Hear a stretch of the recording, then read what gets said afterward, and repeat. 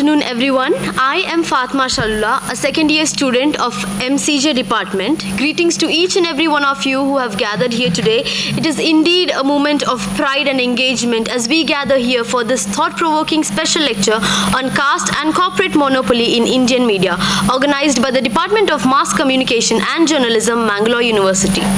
We are honored to be joined along with distinguished guests and intellectual voices who bring depth and direction to today's discussion. I now request our chairman, Professor MP Umesh Chandra, to kindly escort our honored guests to the dais. I warmly invite Shri Sivasundar, renowned journalist and public intellectual, our esteemed guest speaker. Professor P.L. Dharma, Honorable Vice Chancellor of Mangalore University, who will be presiding over today's program. Professor K. Raju Mogavira, Registrar of Mangalore University. And once again, our chairman, Professor MP Umesh Chandra. Please join me with welcoming them with a big round of applause. Formally begin today's session, I now invite our chairman, Professor MP Umesh Chandra of Department of Mass Communication and Journalism to deliver the welcome address. Mismatch in the time schedule. It should have been, I should have invited the guests by 2:30. It is I made a mistake of telling it as 2. Seeking extreme excuse for this.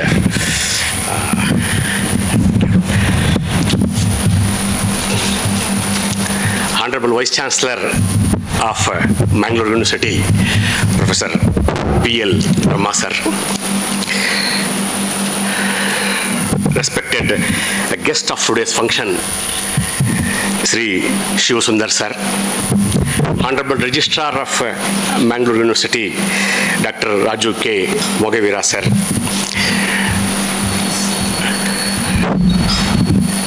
Professor Parinita Madam, Professor Somanna, Professor Govindaraj, Professor Sabita, our Triveni Madam, our friend and benefactor Shri Muhammad Ismat Fajir, and all the students and staff present here.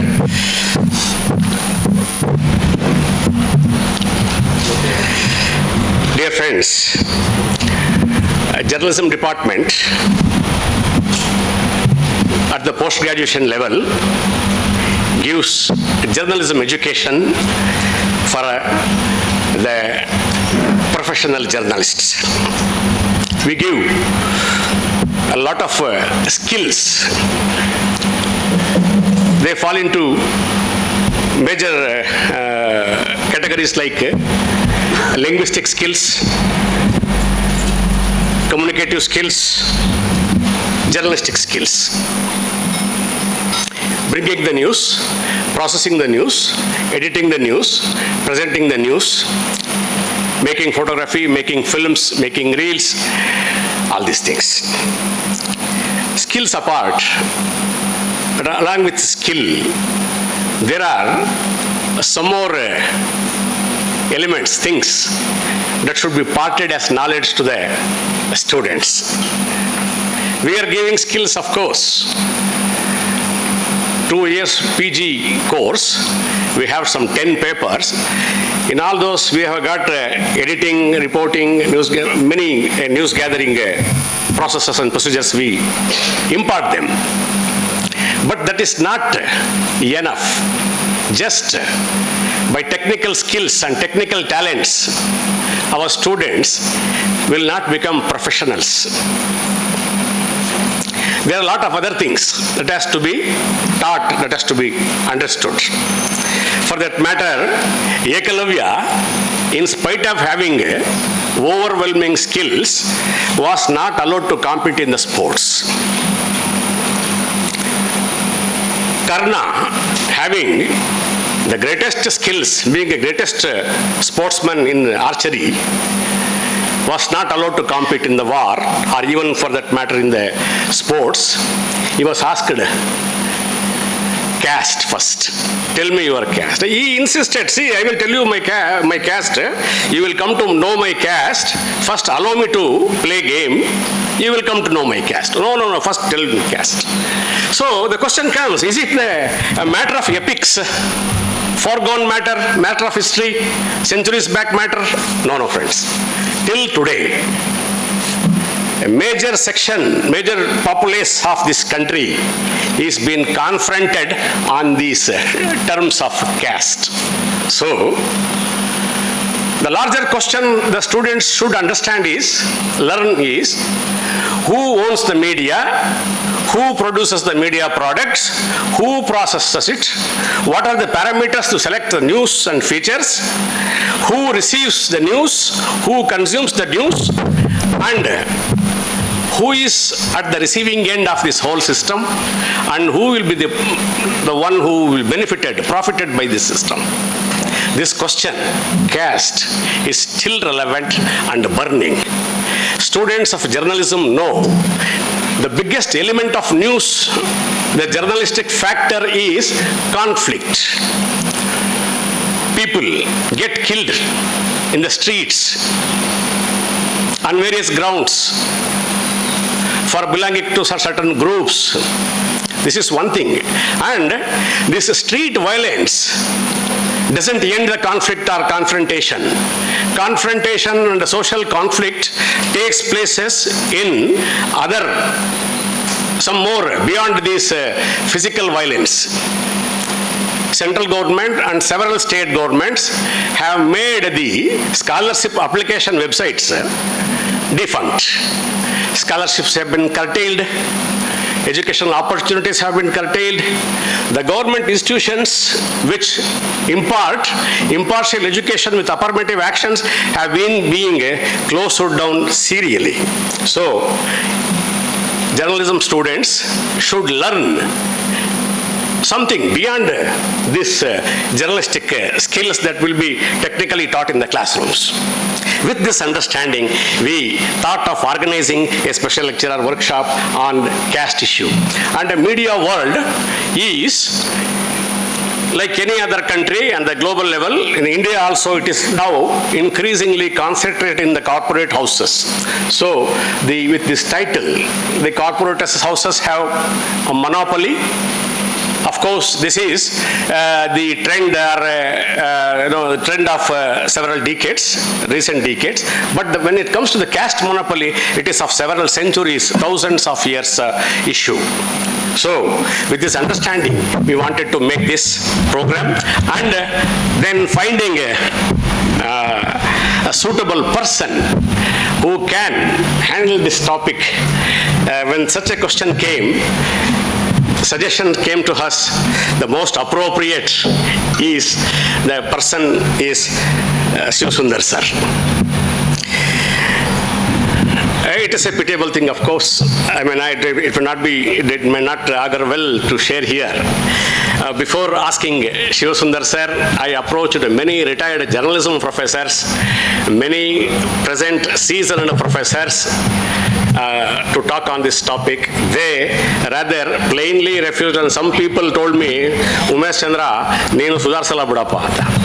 So, when this question came, so for last resort was Shiv Sundar. Shiv Sundar, friends, if I did not introduce Shiv Sundar, this progressive thinkers in this country, everybody, not only in our state, even outside the state, know Shiv Sundar.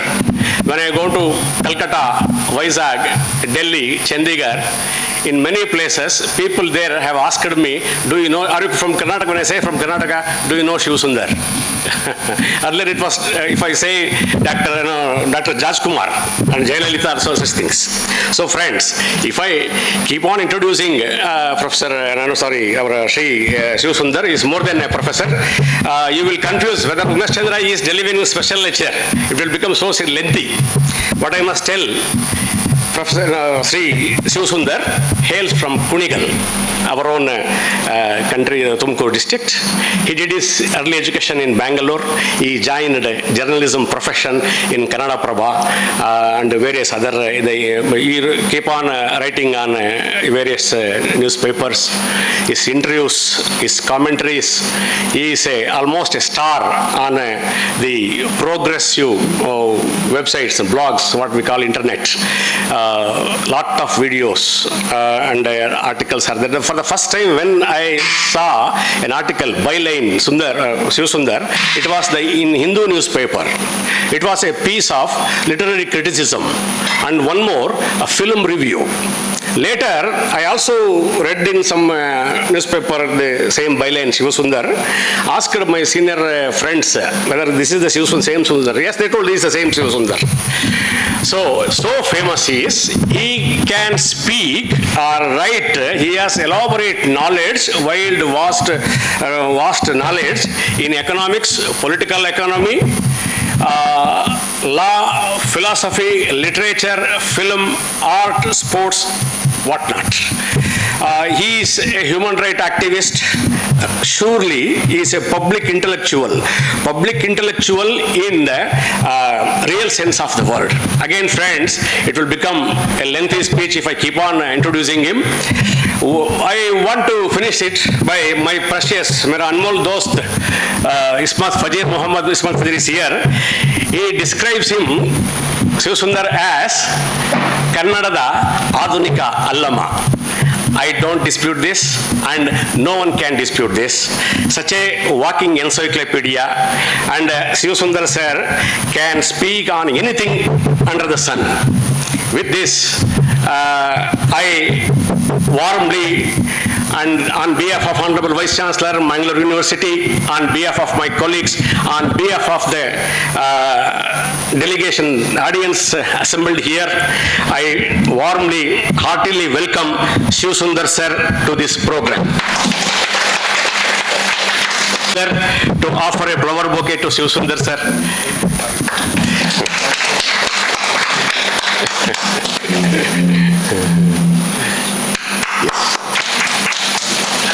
Beloved Vice Chancellor knows Shiv Sundar, and Shiv Sundar is such a well-known person. I must tell Honorable Vice Chancellor Professor P.L. Dharmaji, presiding over this function, he is also a very well-known person.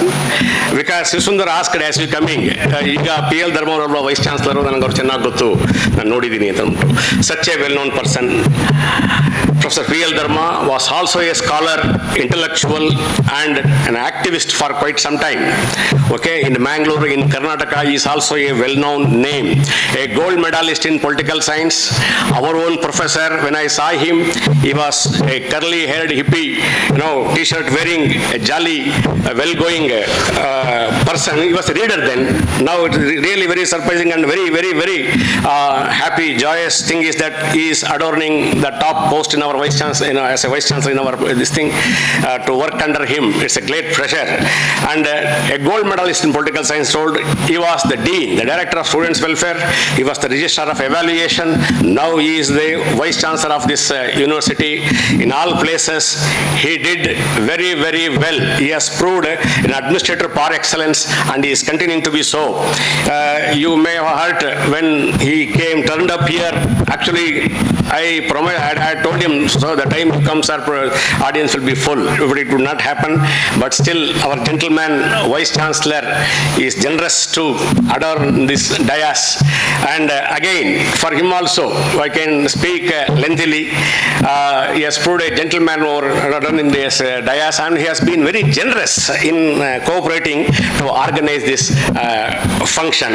I wholeheartedly, on behalf of all the present here, and on behalf of the students and staff of Journalism Department, and myself, my behalf, I heartily welcome you, sir.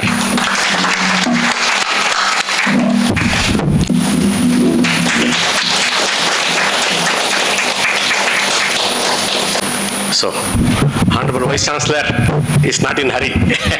Thank you very much, sir. Very grateful to you. We wanted to change otherwise the program. So, we can now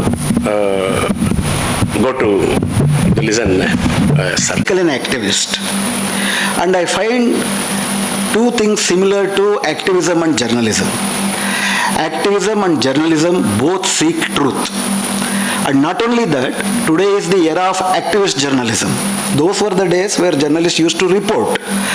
But now, when the things are changing, journalists are also becoming activists, and there is a kind of activist journalism. There is a very basic question of whether there can be any neutrality in reporting things.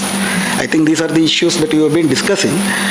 And Umesh Chandra has also made some observations about the need of knowledge production and the way the knowledge is produced today and the necessity of democratizing the knowledge production. That is very, very important. Why? Because when we talk about the knowledge systems in India, we talk about two types of knowledge systems which are fundamentally divergent. One is about search of truth and gnana, which becomes the end by itself. And the other kind of dwelling of truth is by Buddha, who says you need to have four components in the search of truth: gnana, shila, karuna and maitri. These four are very, very important components of even producing knowledge and for becoming a human being. Any knowledge system, any faculties need to have these four things. Gnana by itself, knowledge by itself is not a big virtue unless it does not have Shila. Shila is a character. What kind of character? We live in a divided society and characters, value systems are also different. Every Gnana should be to the larger good. And what is that larger good? That encompasses 99% of the people who are actually devoid of knowledge, power and properties. So Gnana and Shila should come along with Karuna, compassion. That should be the end objective of the knowledge, and that should have a end goal of having a Maitri. Maitri is not just a friendship, it is a Maitri with animate and inanimate subjects of the whole world. It's a kind of Vasudhaiva Kutumbakam kind of thing. So there is a fundamental divergence in actually understanding what kind of knowledge we are studying and to what end.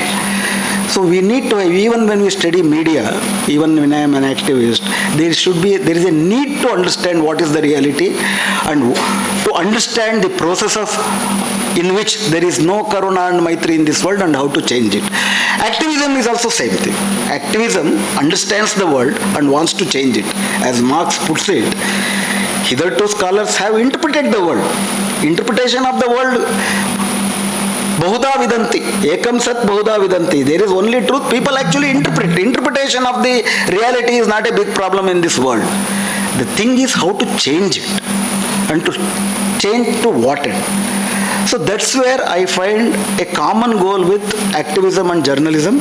So in my pursuit of becoming an activist, I also ventured into kind of activism. In fact, I was not a proper journalist or a reporter to any kind of magazines. In fact, my reporting started with writing pamphlets.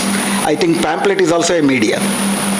Pamphlet is a very best way of reaching out to the people. That is my journalism, pamphlet journalism. That is been condescended, looked at very, very a low profile kind of journalism. I think it is a very important journalist way of reaching out to things. If the end goal of the journalism is reaching the truth to the people. Later on, when Gauri Lankesh was running her magazine, I started to write a column. And later on, I actually started to write in English. Now I write to Wire, News Minute, The Hindu, and several other magazines also. But the basic thing is, I am essentially an activist. I want to understand this world and I want to change this world for better. And that's where I find journalism and activism have common points. Second important thing is, when you understand the things, we should be very critical. In fact, another important thinker says that you can achieve the better objectivity in understanding things when you are ruthlessly criticizing all that exists. Ruthless criticism of all that exists. Power, social structures, political power structures, cultural power structures, everything should be criticized ruthlessly. And in that ruthless criticism, you should also include yourself. Because my social location determines the way I look at things. My social location is very, very important, and that's why I give you a caution. Please question me and please doubt me, because I also doubt myself. My social location is a very, very privileged social location. By birth, my parents are Brahmins. I am an urban bred, a Brahmin male who have not actually experienced kind of exploitation the rest of the society has experienced. I don't understand I can empathize and I can sympathize. So my world, my universe is limited, and I should admit and I should confess. That's when I confess that, a new avenue will be open for me to break that. So when you listen to me, please doubt me on these issues, whether my universe is enabling me to. Of course, my activist universe has brought in many sensibilities to me. That's a different part. But anyway, these limitations are there. So please question me and please doubt me when I am rendering this lecture. When Umesh Chandra asked me to deliberate on caste and corporate monopoly in Indian media, there are several aspects to that, and first and the foremost, I want to emphasize on the need of a pro-people journalism. I don't say it as an objective journalism, because I don't find in a divided society there can be objectivity and neutrality. If you admit or you don't admit, there will be kind of bias. A bias because of your social location, a bias that is breeded by the institutions that you actually work for. Because I remember when I was doing my activism in Bangalore, there is one firm, it was Indian Express anyway, it had actually given order, actually instructed its journalists not to cover the strike that was happening in the Caste Square in Vidhan Soudha. Then there was strikes were allowed in the Caste Square of a company called BPL. Because BPL company had its shares in Indian Express. So don't you call it a bias or what? There will be a bias.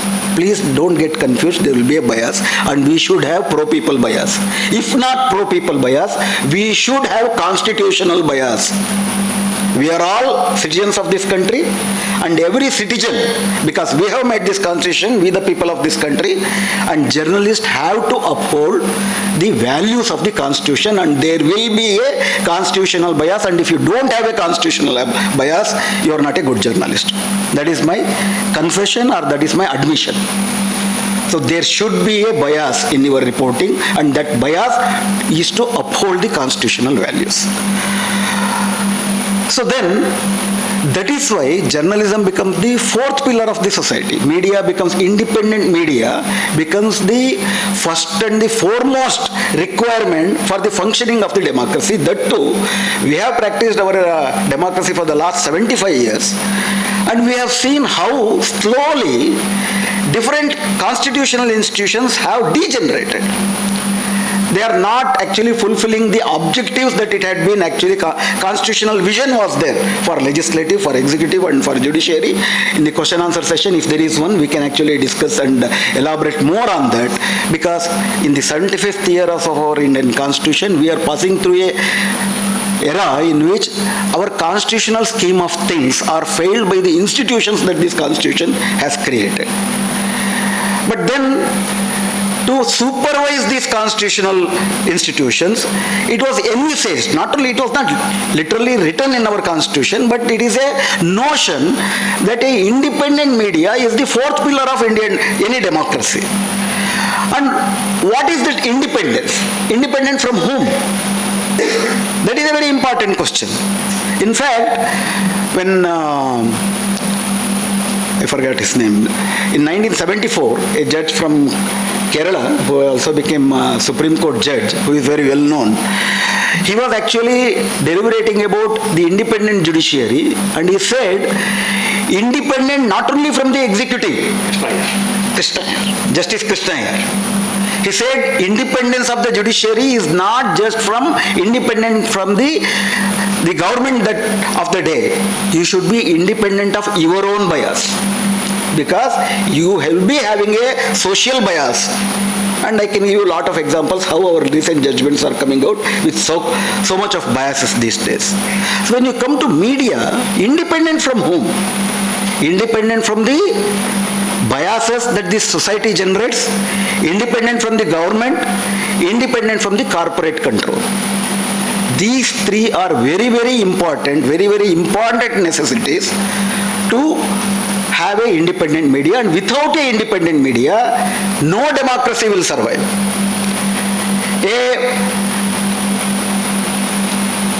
a media which has made compromises. A compromised media will actually lead to total degeneration of the democracies socially, economically and politically.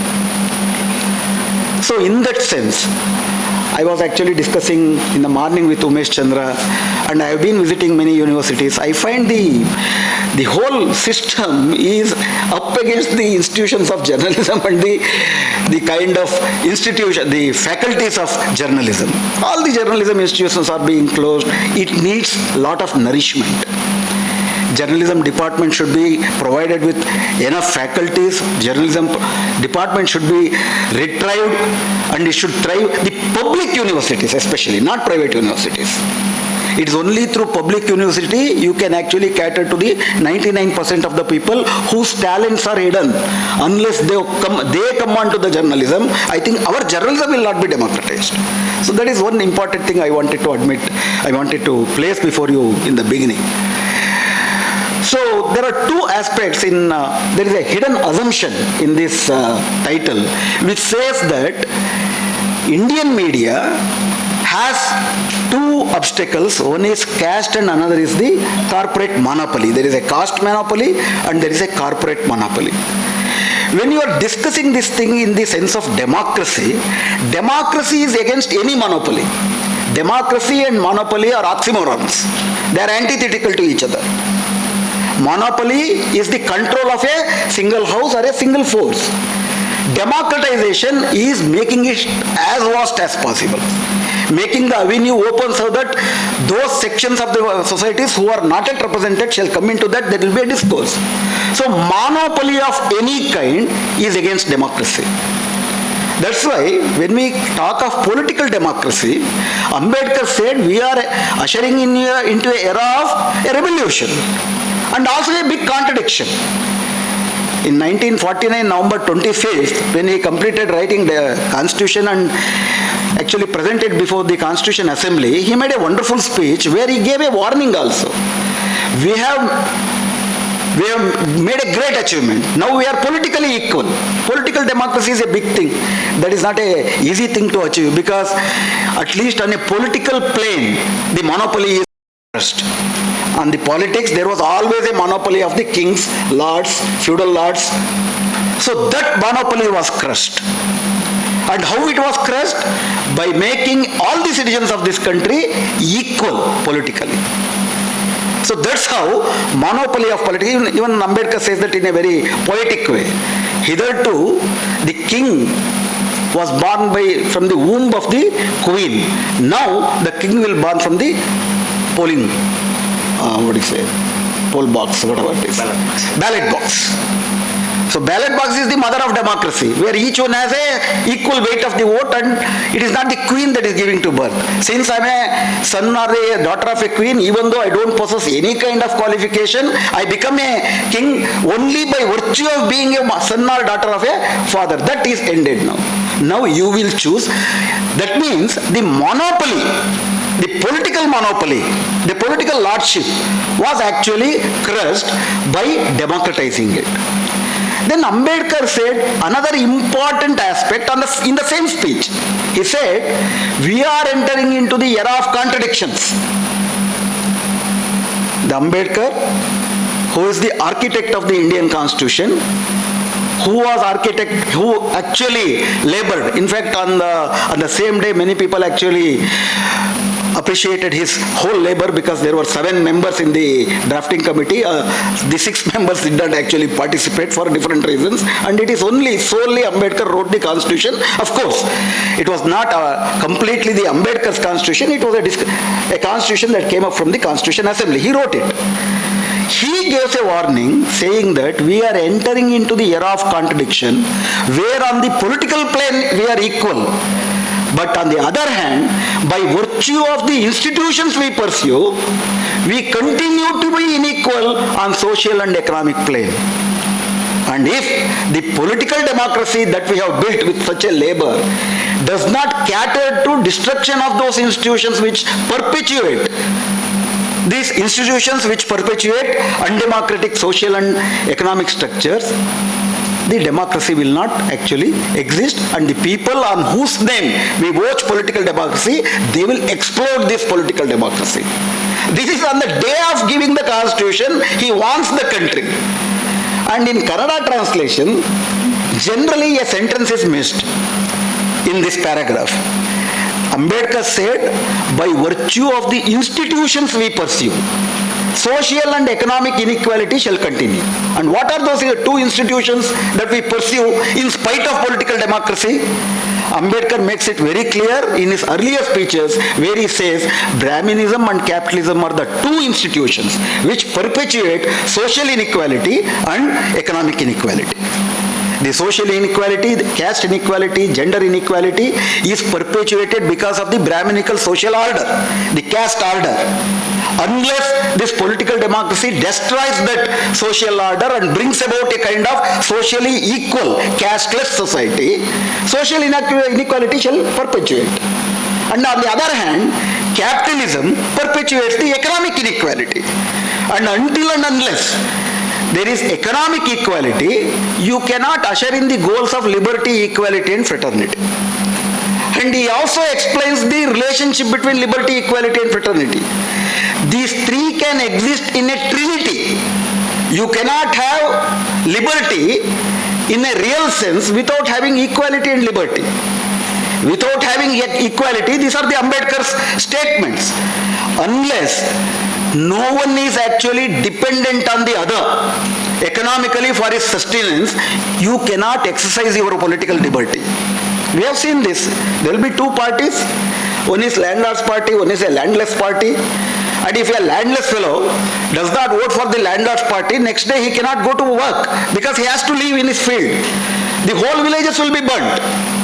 So the notion was that to even see that there is social democracy in its real sense, you need to, this equal liberty to work in its fullest sense, you need to have equality. Equality, that is social equality and economic equality. And Ambedkar would go a step further and say, unless you have fraternity, these two values will not become natural values. They will be artificial values. Somebody will have to say you. So we have seen that untouchability is abolished according to constitution. Caste is not abolished. We will discuss that. Even though Ambedkar envisioned a casteless society, caste is not abolished in the constitution. Only untouchability is abolished. And even today, even though by law you cannot practice untouchability, we have seen untouchability being practiced every day. Tanks cannot be touched. And you know that if you are reading the papers, this enumeration for this internal reservation, things are going on. Bangalore is a big challenge for this survey of the caste within the subcaste within the scheduled caste.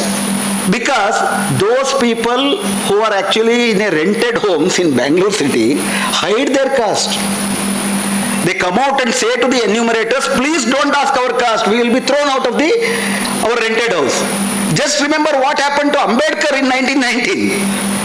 When he rented a house in Baroda, being a defense secretary, he hid his caste and had a sheltered home in a Parsi's hotel, and Parsis come to know that he is not a Parsi and he is untouchable, he was thrown out.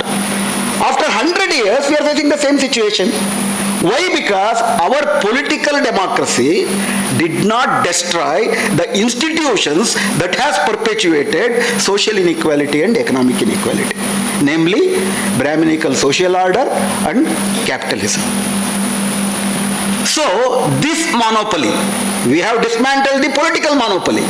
Have we dismantled social monopoly and economic monopoly?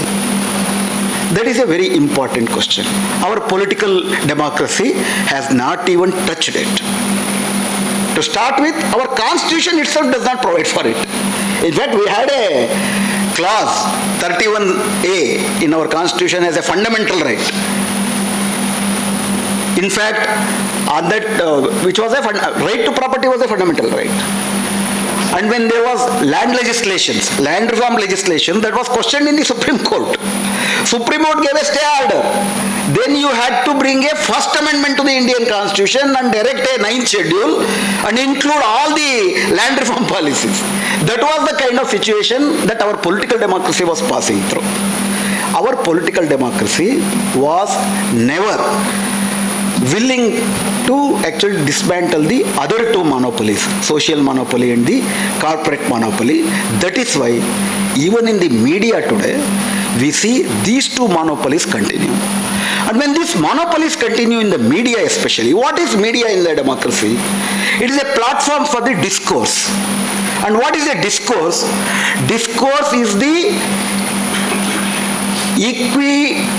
opportunity to every kind of arguments on a same platform with equal weightage and equal value. That is what is called democracy. Whether a common discourse, all kinds of discourse are happening in the media is a one important factor to understand whether there is a media democracy in this country. If you look at the history of media, in fact, the first ever print paper came in 1790s, that too by the foreign rulers that we were ruling this country. Then we know how this, you can hear, no?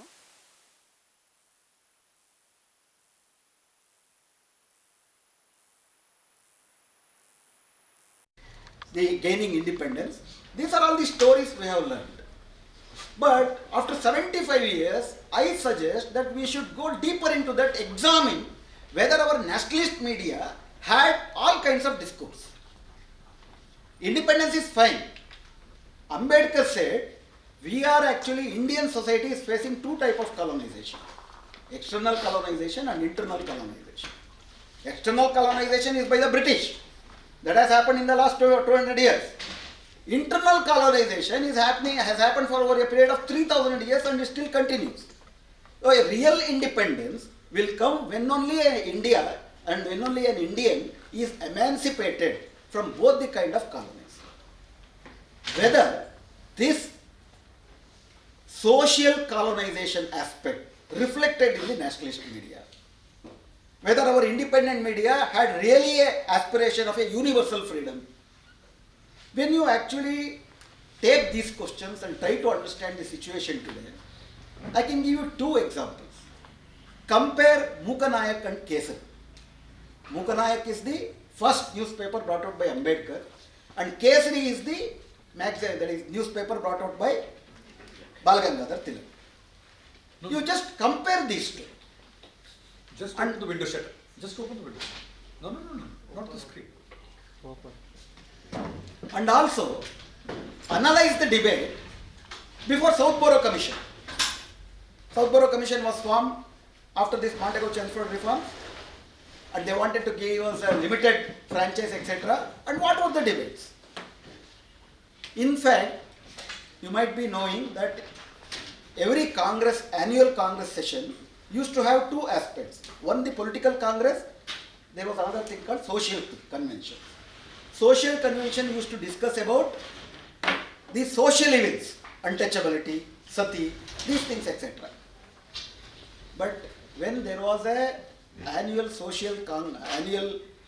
Congress of the Indian National Congress happened in Bombay, Balagangadhar Tilak vehemently opposed any kind of social convention. Because he said, what nonsense is that? We are fighting against the British, and even Dadabhai Naoroji is also on record saying that it is nonsense to say that until our women participate in the social life, we are not entitled to get independence. It's a social nonsense, and that is, we will not accept that. And in the Bombay Convention, there was a raid on the Social Congress within that National Congress Pendal, Shamiana, and it did not happen. And you might know most of the Congress leaders were not for universal franchise. Few Congress leaders, and especially Ambedkar, he was the first person to argue for universal franchise. And what was this was actually discussed on the pages of Kesari and Mukanayak. Mukanayak, Ambedkar argued that educational qualification, property ownership should not be the criteria to decide what kind of democracy we are going to have. Because those were the criteria. And if you make those two as the criteria, only then, it was only 10% of the population would be actually franchised, would get that right to actually vote. He argued that we should believe in the wisdom of the working people. They know whom to vote, whom not to vote, which is better for them. And vote for women. He had argued since from the beginning. It took lot of time. Only by late 40s, all the Congress leaders were convinced that you should have a universal franchise. But then you should read Caste and you should read Mokanayak, how this actually discourse took place and how at that time arguing for universal franchise, arguing for the voting right for the Dalit labor was considered as an anathema and uncivilized. Even today many things are considered uncivilized. So some hegemony is created. Why does a people, for example, even the Dalits, even the women thought that women do not require voting right. For example, you might remember that when this Hindu vote bill was introduced in the parliament, there was many women Congress leaders, famous, stalwarts. They argued against Hindu code bill because that patriarchy was ruling in the minds of the Congress women also. It was a hegemony. That's what Gramsci says. That hegemony is perpetuated through a dominant discourse, a dominant customs, habits, cultures, value systems, your festivals, your dharavahis, your TV serials, your OTT dramas, everything reinforces a particular value system which will be hegemonic, which will rule your mind. That is where media becomes very important. Democratization of media becomes very important. Unless you have democratization of media. What is democratization of media? When we say democratizing the social structures, when we say democratizing the economic structures, democratizing the political structures, it is democratizing the ownership, democratizing the constitution of the media, democratizing the discourse of the media. These three things are very, very important to break the monopoly. There is a monopoly of both caste and ownership in the Indian media. So this will actually lead to lot of misrepresentation, hegemonic control and perpetuation of the social order and perpetuation of the different kinds of epistemic violence, different kind of structural violence shall be perpetuated if this hegemony is not countered. This is very, very important to understand when we discuss about media, whether our media is democratic. Our media is not democratic. That is a simple answer. It is not an observation. There are a lot of studies. Let us first start with the media ownership. Finally, we know the ownership matters. There was a study, there is an international organization called Reporters Without Borders. In French, it is called RSF. I don't know if any of you heard about it. They gave an award to Gauri Lankesh also recently. After her death. In fact, in French it is called RSF, in English it is Reporters Without Borders. They made a survey of media ownership analysis in India. They took Hindi and English media, very famous Hindi and English media, and they actually dwelt into the kind of ownership this actually controls. By that time, there were by 2018, 900 TV channels, out of which 400 were news channels. They declared themselves as TV channels, news channels, and around 125,000 print media by 2018. They took a survey of Hindi journalism and they came to, their finding suggested that 3/4 of the readership only read 4 Hindi newspapers: Hindustan, Amar Ujala, Dainik Bhaskar and Dainik Jagaran. And the ownership of these 4 are with big industrial houses who are also politicians. Come to the south, you have a similar kind of pattern. For example, there is a network called Asia News Network. Asia News Network has its presence in Malayalam and also in Kannada. You have Suvarna News in Kannada, Asia Net News in Malayalam, and they are also actually having shares in different media groups. They control much of the viewership. And in 2018, Ambani owned 72 news channels. In 2022, Adani bought NDTV.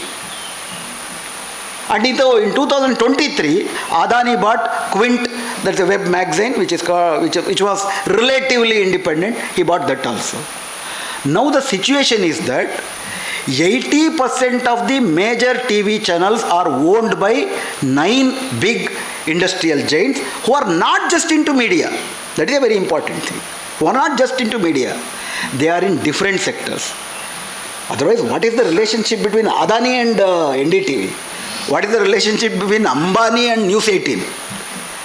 They did not had any experience of running any news magazines. By virtue of their financial clout, by virtue of their power of financial capital, they could actually win over, they could control this. In fact, in the Western countries, there is at least an effort to see that there is no cross-media management, which means that a single house will control the TV, will control the print, will control the digital, will also control the other kind of platforms. There is at least effort to see that there will be no multi-monopoly in different cross-media management. In India, we don't even have a policy of that regard. It so happens, a Ambani, who is into petrochemicals, who is into mining, also become an entertainment Badshah. Now you have that Jio network. He is into telecom. I think I can bet that 90% of the people who have mobile phone here have Jio network. Can you please raise your hand who don't have Jio? No, I don't blame you for that, because Jio is cheaper. If it is costly, if nationalism is costlier, most of the poor people will become anti-national because they cannot afford. Khadi can be good. If Khadi costs you 1,000 rupees per your t-shirt, and if your imported shirt cost you only 50 rupees, a landless, a laborer in the urban area will only buy that. I am not actually judging you on whether you have Jio or not. They are making it compulsory. I am targeting at the state. It's the same Jio. He controls, the Ambani controls the telecom network, Ambani controls the entertainment. Now you have that Jio Cinemas, which recently bought another big Z Entertainment. Now in the entertainment sector, they control 90% of the capital investment. 90% of the capital investment. What happens? You can just see what kind of OTT films you see today. It is said that Akshay Kumar, he makes some 10 movies, all nationalist movies. And you have that plethora of movies. If there is some political event, you can find hundreds of movies in different languages. What do? They perpetuate and reinforce a particular kind of narrative. That is the power of the media. Finally, you will lose your sense of critique. You have this Pulwama and you have this Pahalgam. And earlier to that you had this Uri. And there were movies, no? Uri. There was one movie by name Uri, and in Kannada Uri means fire. There was one Uri there, and about Kashmir. Kashmir files, then you have Kerala files. There are so many files, but you don't have Kailakanji files. You don't have Kambalpalli files. That power, what does it do? It will actually kill your capability to look at the other way. We have stopped questioning how could a Pahalgam happen. We are all engaged in celebrating Operation Sindoor. How could Pahalgam? Where are those 5 terrorists? Have you ever asked that question? Where are those 5 terrorists? How could they come? How could they actually bomb, kill and go? Pulwama in 2019, you might know that I have visited Kashmir in its high conflict era also. It is a highly militarized state. There will be a police or a paramilitary for every half a kilometer. Highly militarized area. A A unknown mosquito cannot actually fly in those areas, conflict areas. ಒಂದು ಸೊಳ್ಳೆ ಕೂಡ ಅಲ್ಲಿ ಅಪರಿಚಿತವಾದ ಸೊಳ್ಳೆ, ಪಾಕಿಸ್ತಾನಿ ಸೊಳ್ಳೆ ಬಿಟ್ಬಿಡಿ, ಅಪರಿಚಿತ ಸೊಳ್ಳೆ ಹಾರಕ್ಕಾಗೋದಿಲ್ಲ ಅಲ್ಲಿ. In such a circumstances, a car, a Maruti car, having 360 kgs of RDX, actually roam around freely around Pulwama, which is highly militarized and nobody take note of it. And a caravan of 52 trucks carrying more than 2,400 paramilitary soldiers starts at 3 a.m. in the morning at Jammu and reaches all the way. It is a target. A few days before, more than 92 intelligence feedbacks were given that there is a possibility of attack. And there was a request made, please provide us helicopters to actually fly them from Jammu to Srinagar. It would hardly take few hours. That was completely denied. This is not the statement of Shivasundar. This is the statement of the ex-governor of Kashmir, who was then the governor of Kashmir. Suddenly this happens, and the whole discourse that was there till the first phase of 2019 elections is completely changed. You might remember the popularity of this government was declining because of the demonetization, because of the GST, so many things. The popularity was declining, and post Pulwama everything changes and you win with majority. And there is no one media outlet which now questions whether there is a enquiry thing that has happened. Where is the enquiry report? Because there is one person by name Davinder Singh, who was then the DSP of that particular area. He was arrested when he was escorting 2 terrorists across the border.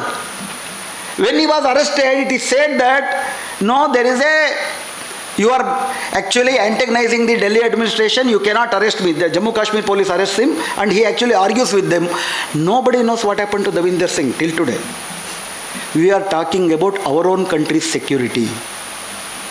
Have we asked this question?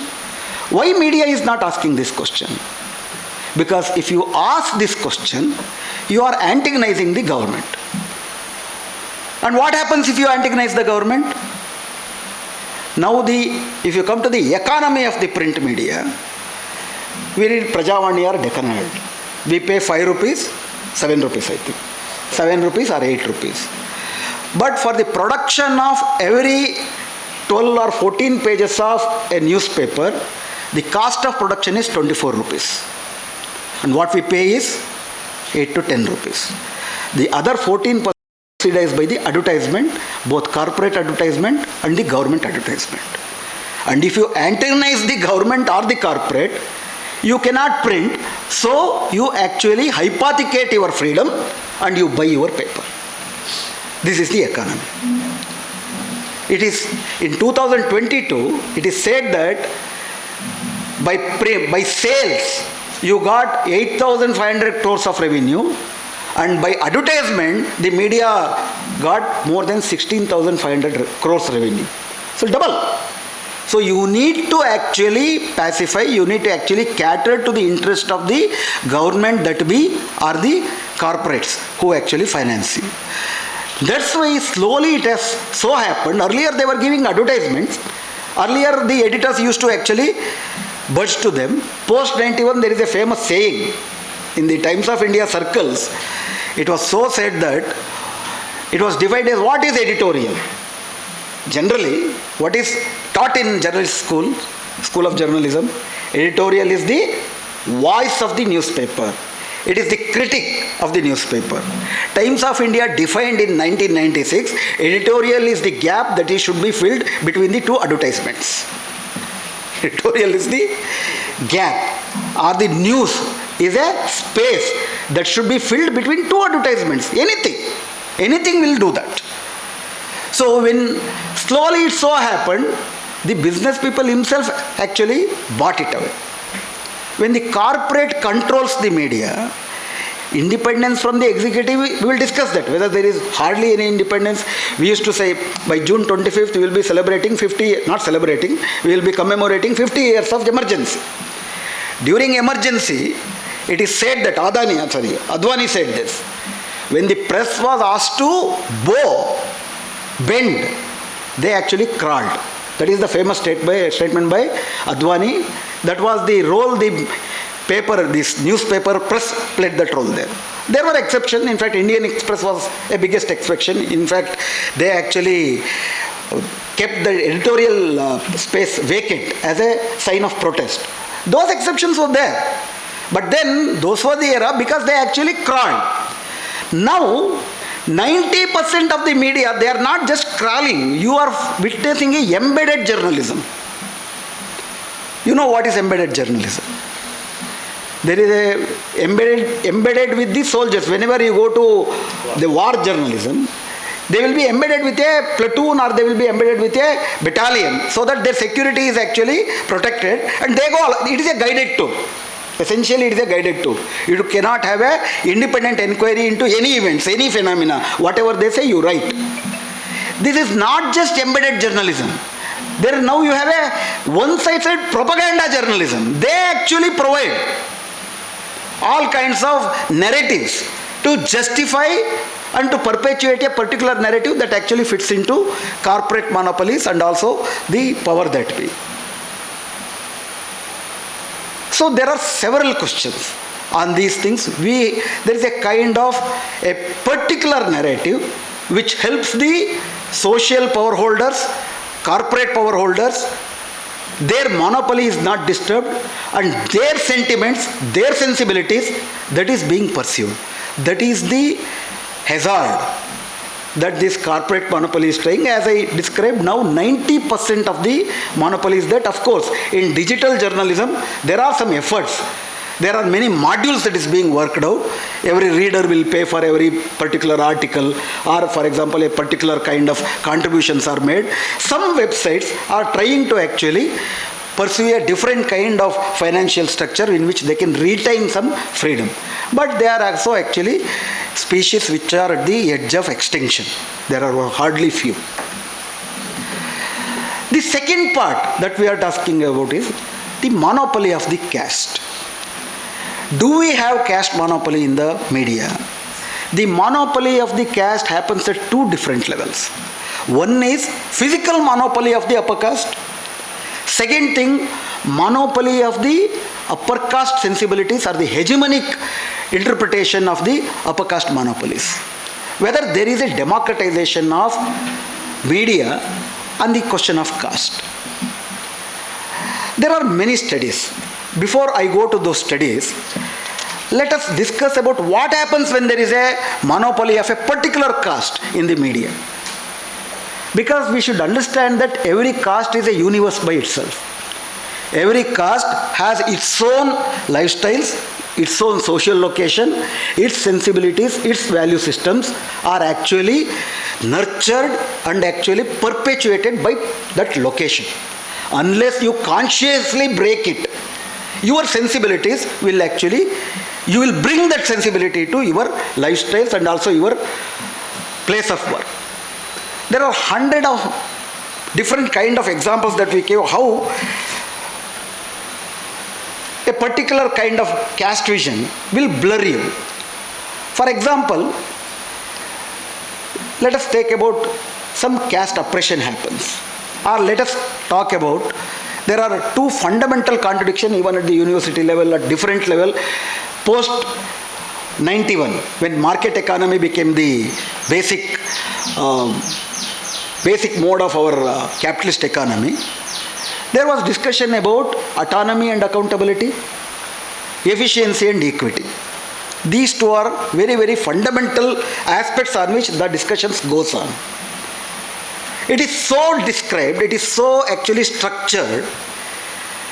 It is now a common sense to say that prior to 91, we were very, very inefficient.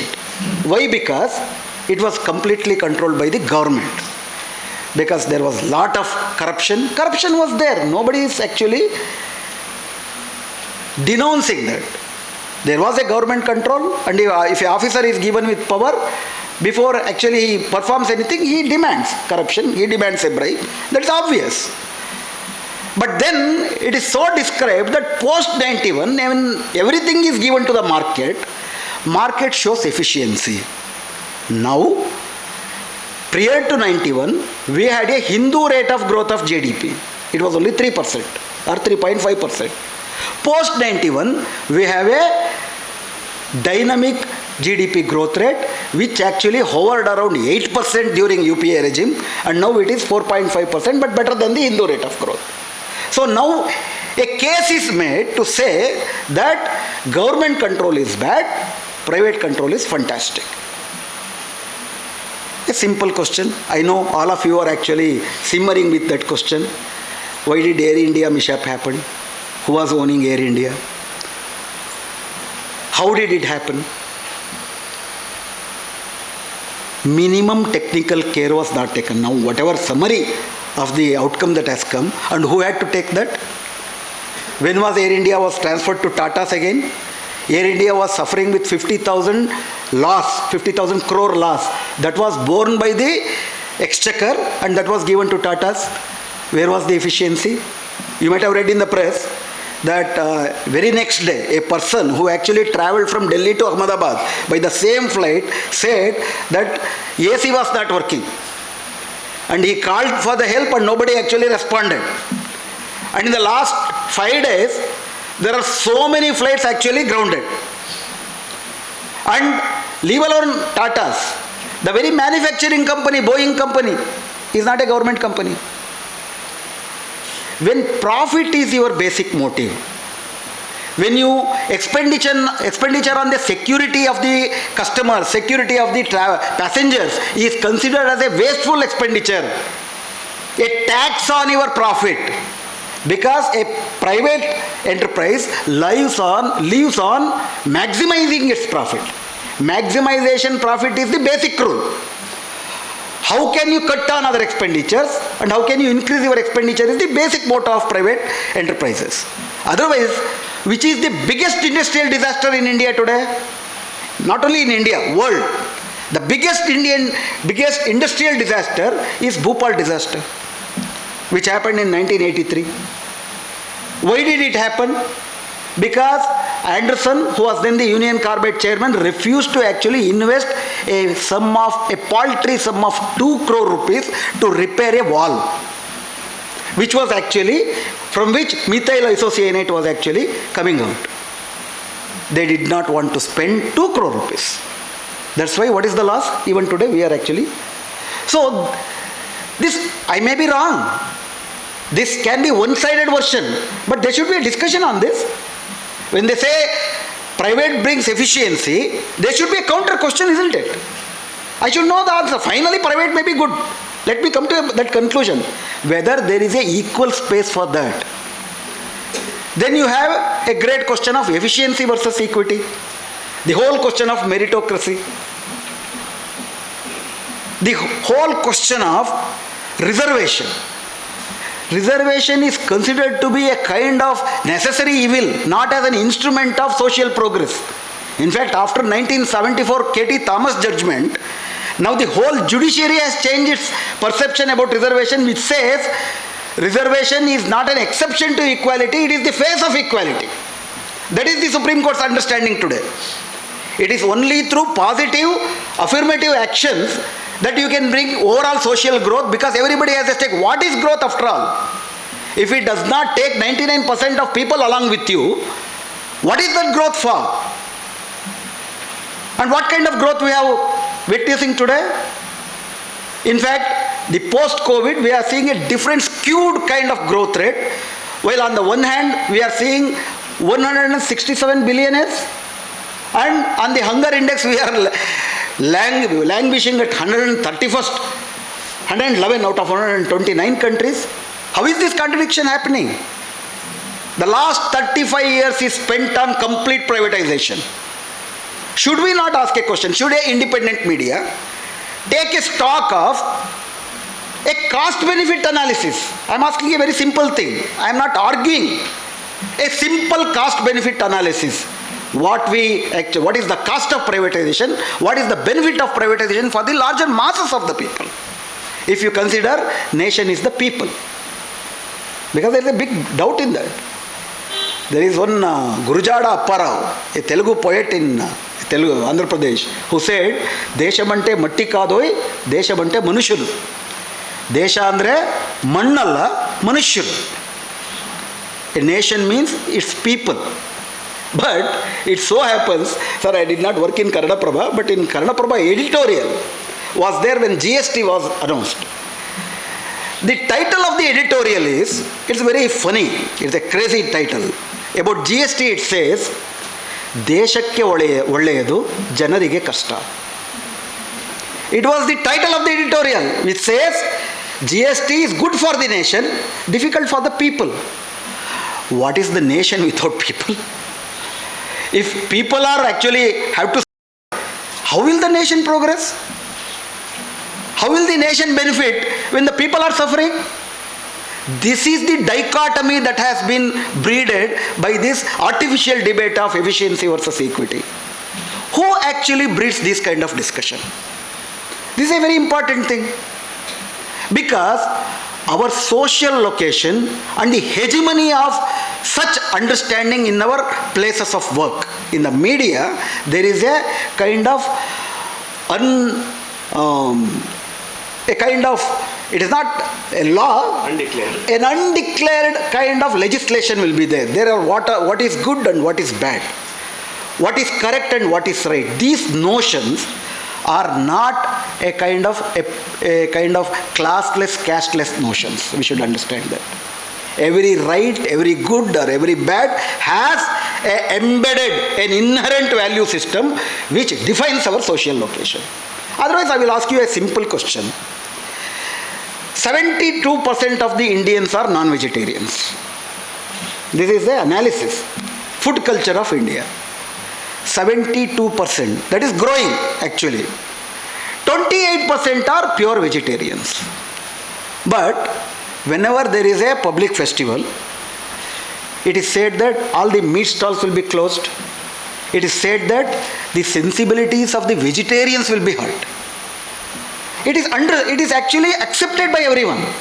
Why do we not question, does not the sensibility of the non-vegetarians will be hurt? If you close it down, you are actually making a hierarchy. Vegetarianism is good, non-vegetarianism bad. How does it become a national taste? That is another very important question. People may have their own. I am not having any grouse with vegetarians or non-vegetarians. Both are national tastes for me. But how does vegetarianism becomes official taste of the nation? Because official declaration will be made. This kind of notions slowly breed into the lexicons of the law and the constitution also. I will give you one example. Your Mangalore and Udupi is very famous for that hijab thing. The whole India, whole world debated about it. And there was a discussion. What is the purpose of an educational institution? The purpose of education institution is to provide education. Uniformity is secondary to provide education. Uniformity is not primary. It is suggestible that if there is uniformity in the uniform, that will help the people, that's a different thing. But on that basis, you cannot deny the primary function of the education institution, which is providing education. On the other hand, why only hijab? Because after this 3 judges court verdict in Karnataka High Court, it went to Supreme Court. In Supreme Court, there were 2 judges, they differed and now it is referred to the higher bench and the case is lying there. But the debate that took place and the opinions of the judges matter. Because before the judge, a vehement argument was made by a lawyer who said that, sir, again the primary function of the education institution is to provide education, and if you think religious marks should not be allowed, what about kumkum? What about thali? What about muguti? What about kalungara? A ring that the Hindu women actually wear. What about pagoda? Sikhs wear. What about nama? What about vibhuti? These are all marks of religion. How can you allow this marks of religion? How can you not allow hijab, saying that it is mark of a religion? Then the Supreme Court sitting judge says all other marks are part of Indian culture. It is the statement, official statement. It is not even oral remarks. It is the statement, it is the part of his judgment where he says the other things are part of the Indian culture. I would say, how did it become part of Indian culture? What is Indian? You could say it is a particular caste within the Hindu who are also part of India. It is one of the Indian culture. I don't mind that. It is of course part of many Indian cultures. Kumkum, Vibhuti, everything. It is their right to do that. How could it become the Indian culture? It is not only denying the other hijab, it is making the India Hindu Rashtra. Making Hindu Rashtra de jure. De facto it has become already. De jure it is becoming. It also so happens, no, this is not debated. My basic question is, why it is not debated in the media? Why it is taken as a common sense? Wearing kumkum, we accept it. That's a common sense. Wearing hijab is actually alienating. Where does that notion come from? Why is that this notion is not confronted in the media? Because media is hegemonized by this world outlook, which is basically defines what is Indian culture. There is another study made by another person, Mr. S. Anand, who is also from upper caste, but he makes a objective study of the Dalit culture, etc. He has written a very fantastic study work which titles Visible Dalit and Invisible Brahmin, which is very interesting. Why? Because of late there is a very good sympathy and empathy about the atrocities on Dalits. So whenever an atrocity on Dalit happens, journalist will go and he analyzes how that is actually reported. There will be a lot of discussion that goes on. What is the plight of those Dalits? How pathetic was their situation? How because of this atrocity their livelihood is destroyed? How state should come and help them? These are all good part. But how does a atrocity happen? When the murder happens, there will be two aspects. There will be a killer, there will be killed. All the description and the reporting is about the one who killed. What about the killer? Killer, what I mean is not a particular murderer. The system of Brahminical hegemony, the feudal role, that is completely invisible. Invisible of the Brahmin, and there will be a lot of discussion, and this will end, what kind of conclusion that will come to? Lot of help should be given to Dalits. But without dismantling the structures of the murderous caste system, this will be perpetuated. Another day there will be another atrocity. Again you will go and help them. There are two aspects. You very consciously or unconsciously, or because of your so-called common sense, you are thinking that you are doing a very good reporting. But because of your inbuilt consciousness, you are not questioning the other part.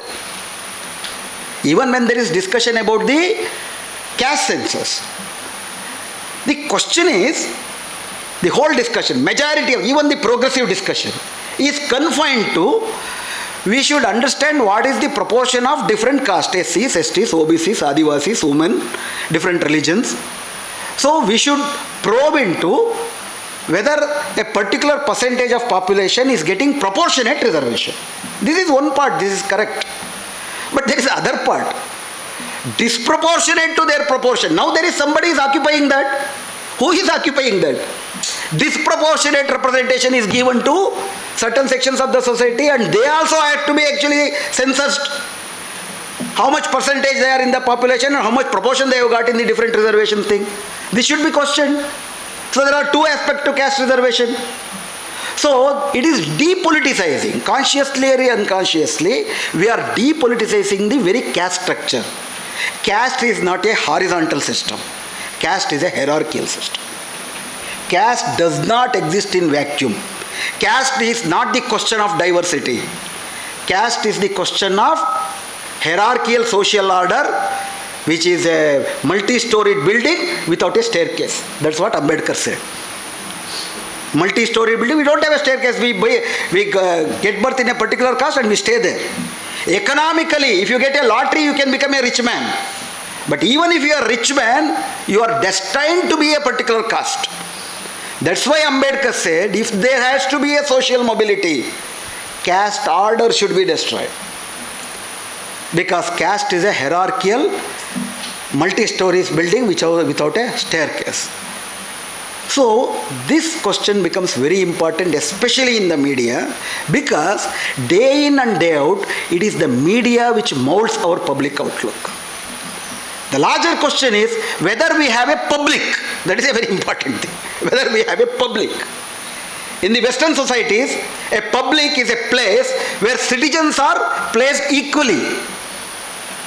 In our social public, are we placed equally? There is an inherent hierarchy in all our public institutions, whether it is organizations, social institutions, even the media for that matter. That actually shapes your world outlook, your common senses, sensibilities, your notion of nationhood, your notion of nation, your notion of oppression, your notion of exploitation, your notion of justice. Everything will be molded by a media which is preponderantly hegemonized by this particular outlook. That's why caste diversity is very important in the media. There has been 3 or 4 surveys about the caste composition of Indian media. In fact, we are so caste blind. It is called Nehruvian caste blindedness.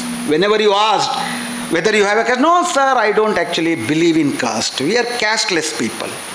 So whether you actually take your Dalit friend to your kitchen, that should not be questioned. That's why Ambedkar said the question of caste is beti ki sawal, roti ki sawal. It is not about dining together, not just that. Beti ki sawal, whether you are ready to marry your girl with her volition, not through pressure, to a person of other caste, that is an important question. And Ambedkar did not say that through intercaste marriages caste will be actually dissolved. No, he did not say that. Intercaste marriages should become a natural phenomena. Otherwise, we see generally a 1% of the total marriages that happen in this country will have the semblance of intercaste marriage, but that will be basically with the OBC caste or OBCs and Brahmins. The two between a particular concreteness. I used to say this everywhere. The boy should be Jagadeka Virudu. The girl should be Atiloka Sundari. Love is also that has that bias. It has a bias of beauty and bias of inherent caste also. Good looking and talented. It does not, Ambedkar did not say that. Ambedkar said, in this country, unlike the Western countries, when it became an industrialized society, laborers belonging to different groups, they actually lived together in the labor colonies. They shared their sweat. They shared their suffering. The common suffering, common sharing of sweat made them brothers, a fraternity evolved. But in India, because of the institution called caste, even though we suffer with a common cause. For example, in Bangalore, we have got people from different villages come to the garment factories, especially the women. After the evening hours, they go back and they do not dwell together. The Brahmin garment worker will go to Agrahara, the Vakaliga garment worker will go to her hatti, and the Dalit girl who worked in the garment will go to the Keri. So there is no common public there to share their sufferings. So he said, when you do not share your sweat, can you share your blood? Marriage is about sharing blood, breaking endogamy, breaking the monopoly of the caste. Indian caste system does not allow the basic requisition of sharing the sweat, sharing the blood. So, even about the intercaste marriages, what are the different kind of arguments put forth? In fact, there is this framework for education, no? What is that? National Curriculum Framework. No, that NCF. In 2005, there was one NCF. Now this government is trying to frame another NCF, National Curricular Framework.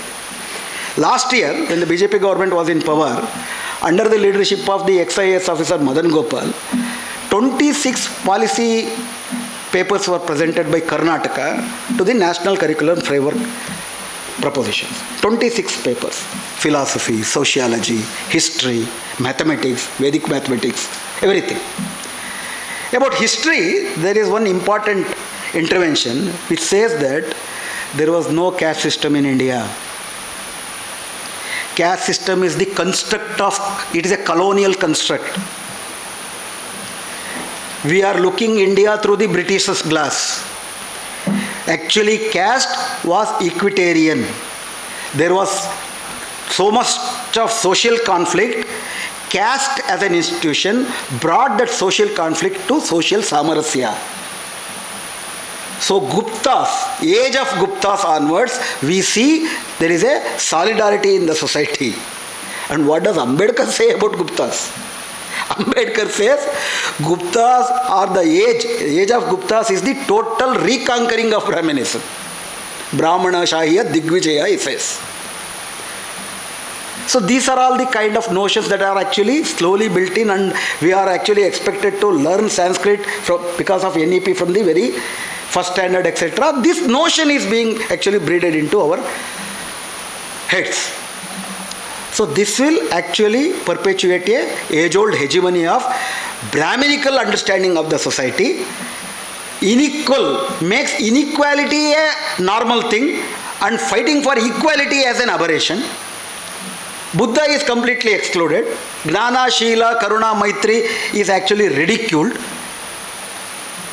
So this is the kind of notions. So that will be breeded. That's why to understand the caste composition is very important to democratize the media institutions. So it so happened, I was talking about the caste blindedness. We are actually fed into kind of such a caste blindedness. We refuse to actually acknowledge that there is a caste.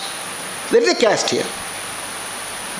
We are slowly sensitized to understand the feminist sensibilities. Because wherever I go, I first actually ask our friends to have at least 2 speakers along with us. Because a person of my background, it is time for me to listen, not to talk. People of my background should listen. But now also I don't actually take objection to this. But this is democratizing actually. Democratizing the classrooms. Democratizing the media is very important. We cannot be blind to that. But we were so blind. The question of the caste configuration in the media did not occur to Indians. There was one African American journalist writing to Washington Post in Delhi by name Henry Cooper. Kenneth Cooper in 1996, he wanted to know a response from a Dalit journalist about a particular incident. He consulted his friend Mr. Noel, who was working for Pioneer, and asked him to find out a Dalit journalist. That was the first question. This fellow never countered. India did not counter that question. That question also actually came from a African American Western journalist. Then he went on searching for a Dalit journalist. In 1996, in the Delhi newspapers, print media and television media, there was no single Dalit journalist. There was no single Dalit journalist. Then the question of why there are no Dalit journalists came up. Slowly in 1998, there was a Delhi-based study which came out with the facts that 98% of the decision makers in the 10 major news groups belong to upper caste. 60% of them happened to be Brahmins. In 2006, Yogendra Yadav and others who are from CSDS, they conducted a survey, again in Delhi basically, 10 print media, 10 Hindi, 10 English, totally some 350, they actually analyzed 354 byline articles. They also analyzed the anchors, the debates, the choice of the debate they made. They came to a conclusion, in the decision making positions, not even a single Adivasi was there. There were 2% OBCs and hardly 5% hardly 2% Dalits and hardly 5% OBCs. Rest of all of them happen to be upper caste. Is this an accident? Is this an accident? Is this an accident that our newspapers actually feed in a particular kind of debate of, say, about equity, equality, accountability thing? Is it not? This is not accidental. This is incidental. This is the incidence of the caste in the media. And of late, in 2019, Newslandry and Oxfam, Newslandry is an independent web magazine, Oxfam is an institution which studies the societies, they together actually conducted a survey, and that is very interesting. You might have actually seen that survey also. The title of that survey is "Who Tells Our Stories Matter." I repeat, who tells our stories matter, and the story of marginalization of the downtrodden in the Indian media. Representation of the marginal caste groups in Indian media, that was the question. So, they studied Hindi newspapers, English newspapers, Hindi news channels and TV news channels, English news channels, in 121 leadership positions. Not even one person was belonging to SC, ST or OBC. And you know the prime time anchors in all the TV channels, 8 to 9.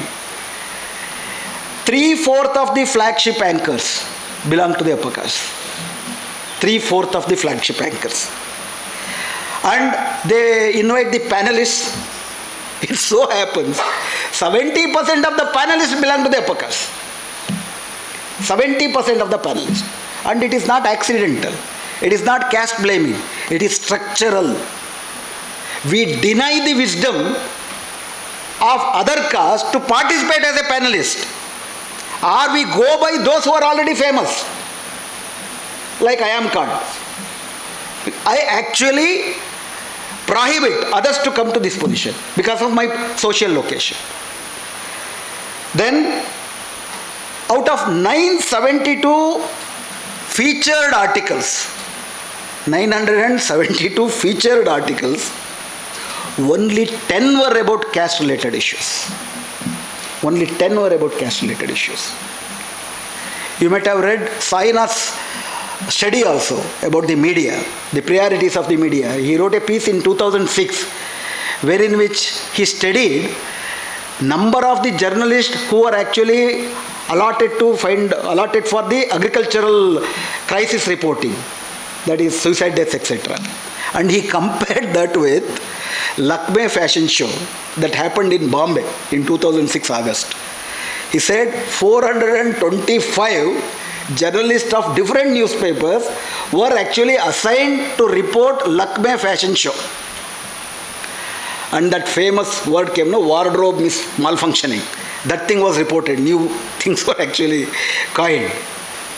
Hardly 5 journalists were allotted to reporting suicide deaths. Is it incidental? Is it accidental?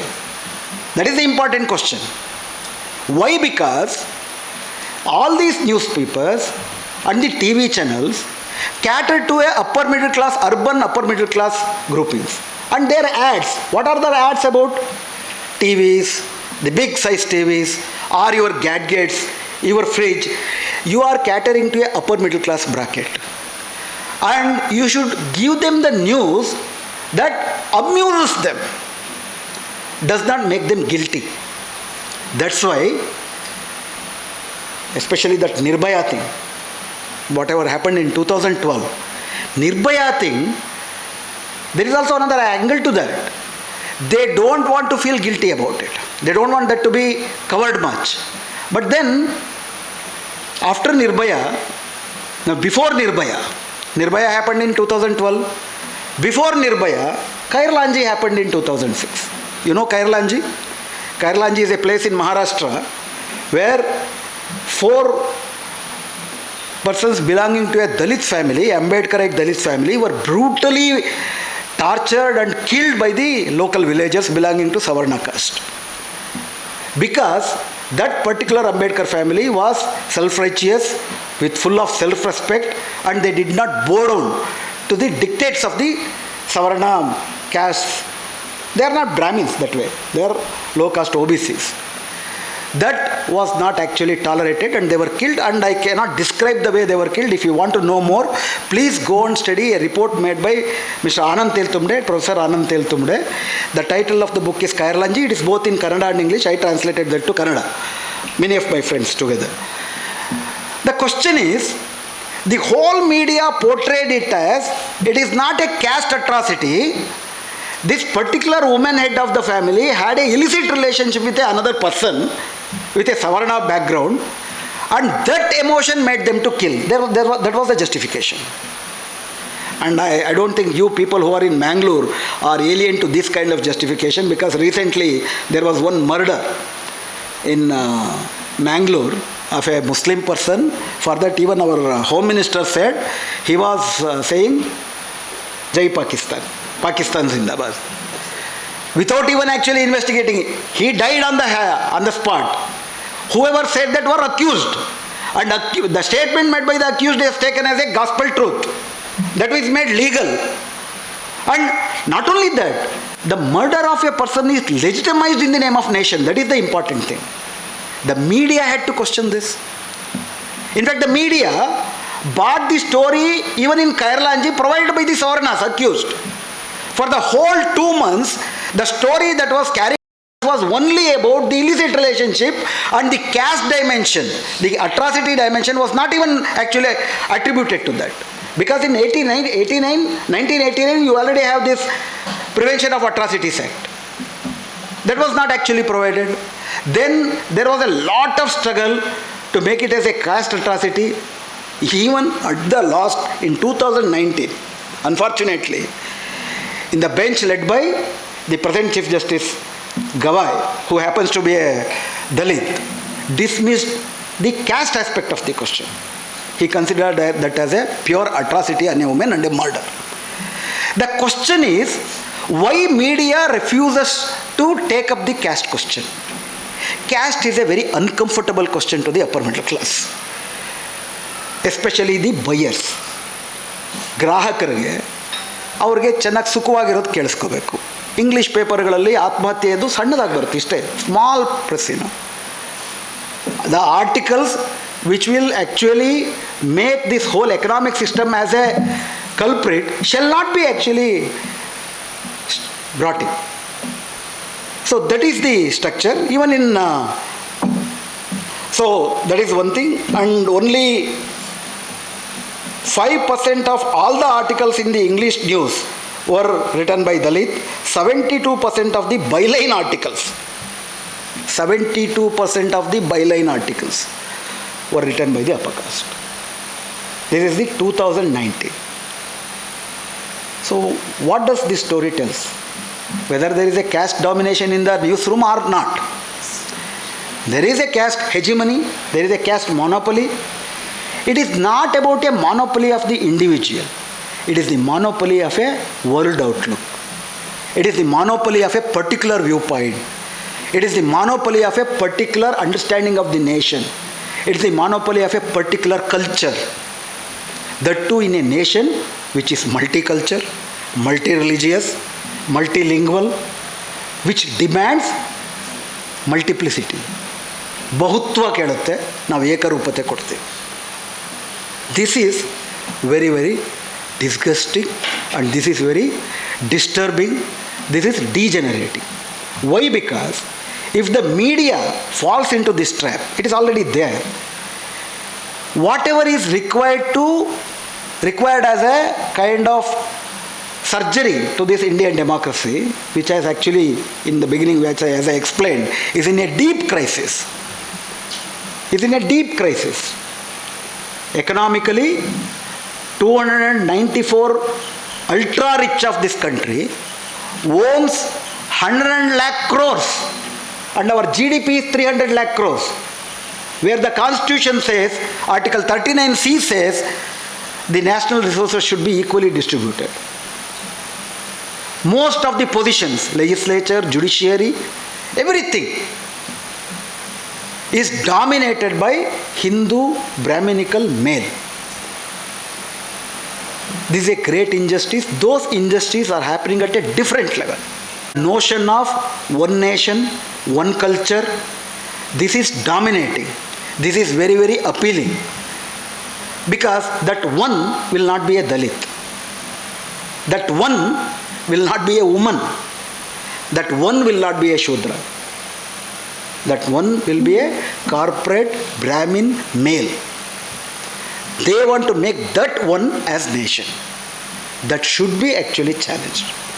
If we don't challenge that, actual democracy will not be established even after 75 years. Why? Because another analysis has been made. My time is over? No, sir, please. Another analysis is made. If the democracy is giving equal opportunities to everyone, why then in the private entrepreneurship, Dalits or OBCs are not coming up? It was so said that government gives a very minimal opportunities. Market economy gives equal opportunity. If that, many Dalit intellectuals actually felt that is correct. They said that globalization will actually bring in kind of equality. Because globalization is a foreign capital. Foreign capital is not caste ridden. So a capital which is not caste ridden will kill the caste system in India. That was the imagination we had in the early 90s. After 35 years of the liberalization, privatization, globalization, what we see? What is the representation? How much entrepreneurship is actually populated by the downcast people, Dalits, OBCs? Let us take few examples. If the market economy is not caste ridden, a simple question. Tourism and hotel management, these things are food industry. Basically is a low capital intensive and you can actually thrive in that.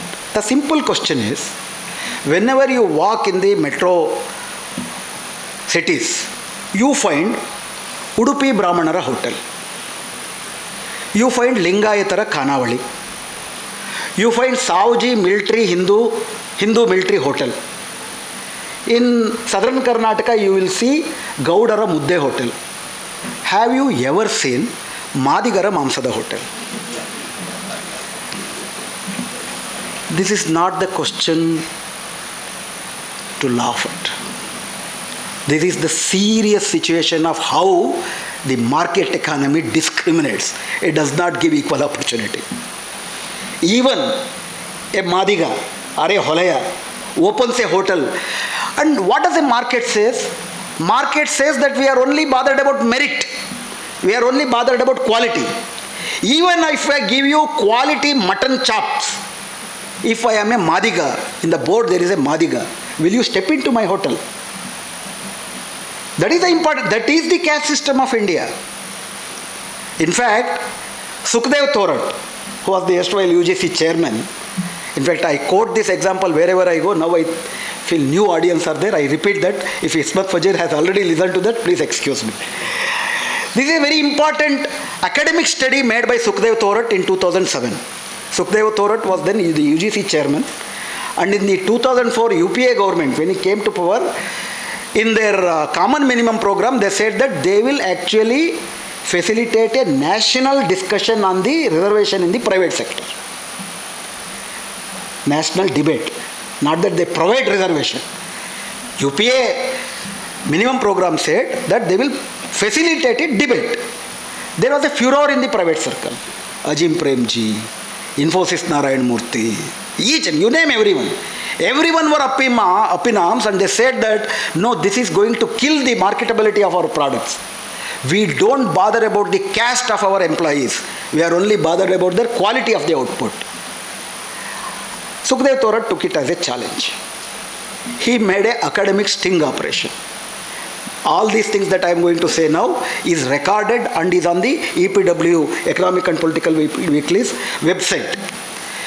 They designed 3 applications with names suggesting their caste. For example, this is an example.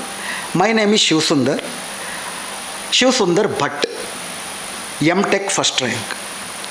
Shiv Sundar Yadav. This is an example, but there are different names. Yadav suggests OBC. M.Tech first rank. Shiv Sundar Chamar, M.Tech first rank. Shafiullah, MTech first rank. 4 sets. They sent it to 500 private establishments where they had opened for employment opportunities. So what do you think would be the proportion of the interviews that were sent for? Because if you are bothered about only the merit, all the 4 are MTech first rank. It so happened, it is recorded, you can go and check in the EPW website, those bearing the Brahminical surnames got 90% call letters for the interview. Those who had a Dalit surname got the invitation, only 30% of the Dalits got the call letter, only 10% of Shafiullahs got call letter for intervention.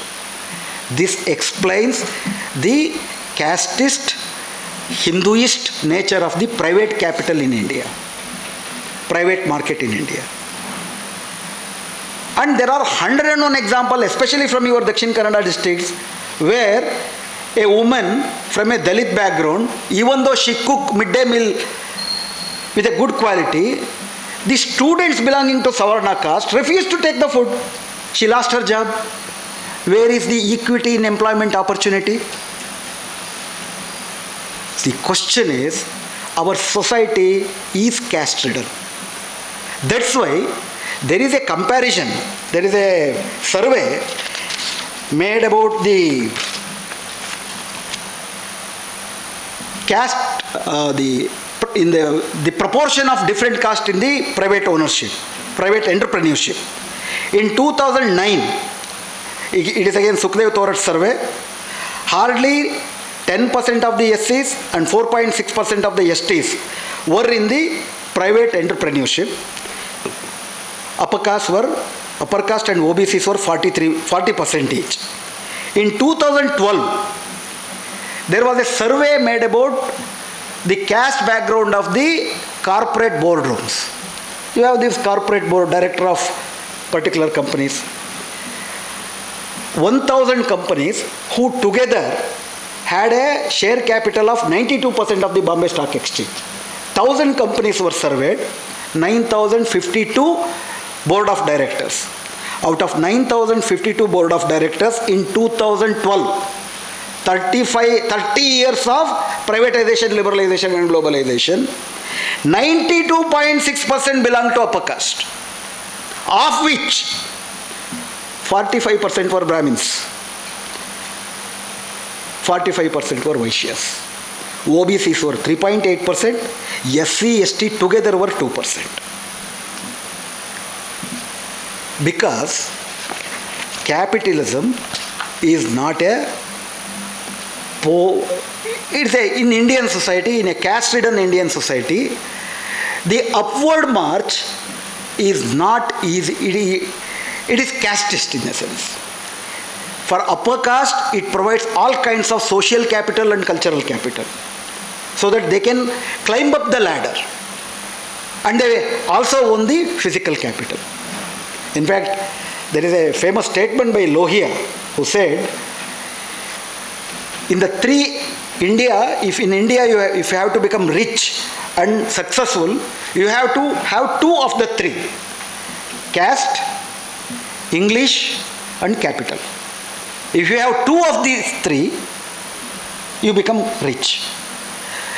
And all these 3 are not equally accessible to every caste in this country. That is the point. Now, along with the English language, you have these digital skills also. These digital skills have made the digital divide and the already existing economic and caste divide further actually exacerbated. One simple example is during the COVID thing that actually devastated India. In rural villages, even in Karnataka, they conducted a program through online teaching. And there was a survey made by Ajim Premji University about the outcomes of that efforts. And the cover page of that report had a photograph. That photograph depicted a rural boy on the top of a tree holding his mobile to the air and learning mathematics.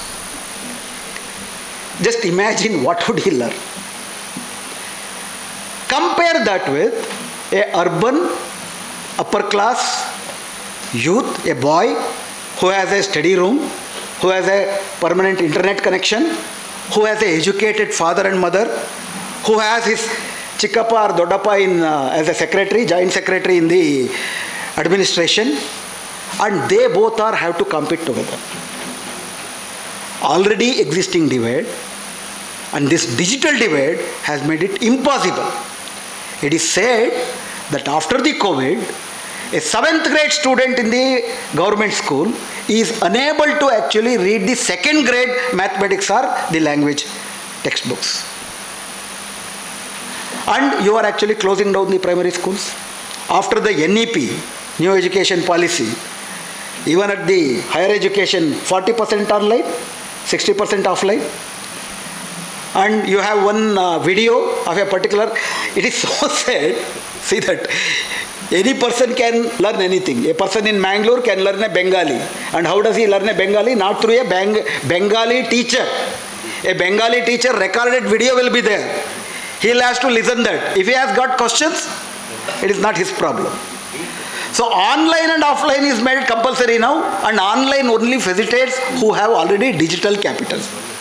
Cultural capital, social capital, linguistic capital, and digital capital actually has exacerbated the caste and corporate control over the media and the society. And democratization of this is very, very important. Unless our economy and society is democratized and the monopoly of the caste and the corporate, as Ambedkar puts it very, very succinctly and very, very politically, unless Brahminical social order and economic structures, capitalist economic structures are changed for the better. Sarvarigu samapalu, sarvarigu samabalu. That is possible when only you have a gnana which is with Sheela, which is endowed with Karuna, and which has a end goal of becoming a Maitri. Thank you, sir. Following this, I now request Professor M.P. Umesh Chandra, Chairman of the Department of Mass Communication and Journalism, to kindly present a token of appreciation, a copy of our Chairman's personal favorite author Isabel Allende's novel, The Wind Knows My Name, to Sri Shivasundar, our respected guest speaker. Vice Chancellor, to hand over this.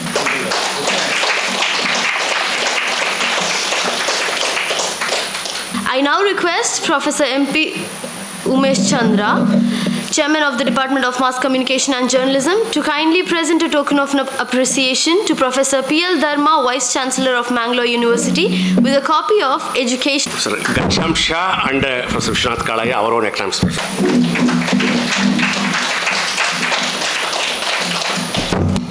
Shivasundar sir has found so much truth. He has discussed so much truth, and he has told all this, all truth unreservedly. Thank you, sir. It's a dream come ambition for me to have Professor Shivasundar here. And for your kind information of the audience, he has authored a dozen of articles, special articles, writings in EPW. Writing in EPW, getting a byline in EPW is a dream ambition of all the officers, professors and academicians in the institutional framework. And his scholarship, caliber, articulation, his commitment towards truth, everything is envy for all institutional academicians. So thank you, sir, for your enlightening us. And then today, though our function was haphazardly organized because of my own fault it is, I request everybody to excuse. It should have been 3:30. Just I wanted to call the Honorable Vice Chancellor, sir, you please turn over here by 2:30. We have not been able to do it by 2. By the time Vice Chancellor was here, the hall was almost empty. He was generous and magnanimous enough to stay here for the program to be started anyhow, and then sat and observed and listened to the whole lecture. That is something unusual for the administrator to be seen in that. I request Honorable Vice Chancellor to give this presidential in a statement. He is busy, in spite of his busy schedules. I know how much busy he is in administration. In spite of that, he has made his time over here. Thank you, sir. It is now over to Honorable Vice Chancellor. Our incident in Bangalore, where we sat together we had only 15 audience. Yeah, it was because of the Kolar incident. We sat there to witness our protest, not only to witness our protest, it was also to draw the attention of the government to take action. Somewhere I thought it was also similar. Wherever you go, you have a less audience. That speaks of your, a different caliber. Okay. Thank you so much for the wonderful presentation that you made. It is not just a presentation, you made us to think twice, and especially the students of journalism and all the social sciences today have to think in terms of the framework that you provided to us. I have many things to tell you and also share some of those things, but please excuse me. I want you to come back to our university once again. My dear young friends, you must know when it was a high time, when professor was invited to the universities, university shut the doors not to invite him for some reasons. I know for sure why some of those universities did not invite him. And I appreciate your courage, Professor Umesh Chandra, for getting him here. And I know the kind of impact that it is going to have on the larger media today, larger think tanks on the campus and then outside. It's a great thing to happen in a university today. We had the same situation earlier where, scholars used to come and give us the food for thought. They were all making us stand on the toe and then, work. And none of us were restricted to class. Unfortunately, most of us are now restricted to class. They are not allowed to go out. It was you made us to go out. And that's why most of the students as well as the teachers, young teachers here, I don't know how many of you did it, we were always outside. You said activist. You made many teachers activists, and I'm so happy that you also, trained me to be so. We went to Kolar, we went to Bangalore, we went to Tumkur to protest. Of course, registrar is there. We applied for leave here. And I don't know whether the government employees could do that, but we were able to do that because there was a system to go and then protest. And there is one important thing that you missed. Let me not, respond to his lecture.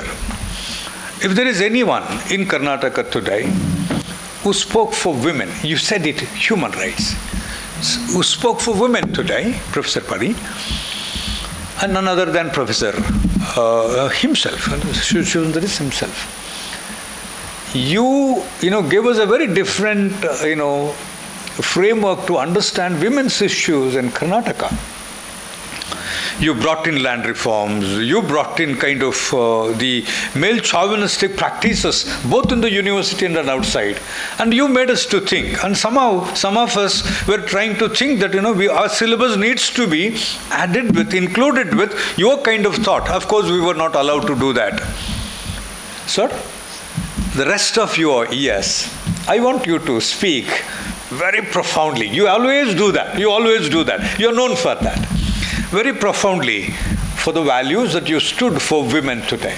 I know how you adore the Indian Constitution, but now I think this is time. I'm, online. I'm telling you, please see that you continue to do this voice, raise this voice for women in this particular country, because the women today are the one who can protect us in terms of both the bhumi for which you work for which you stood for.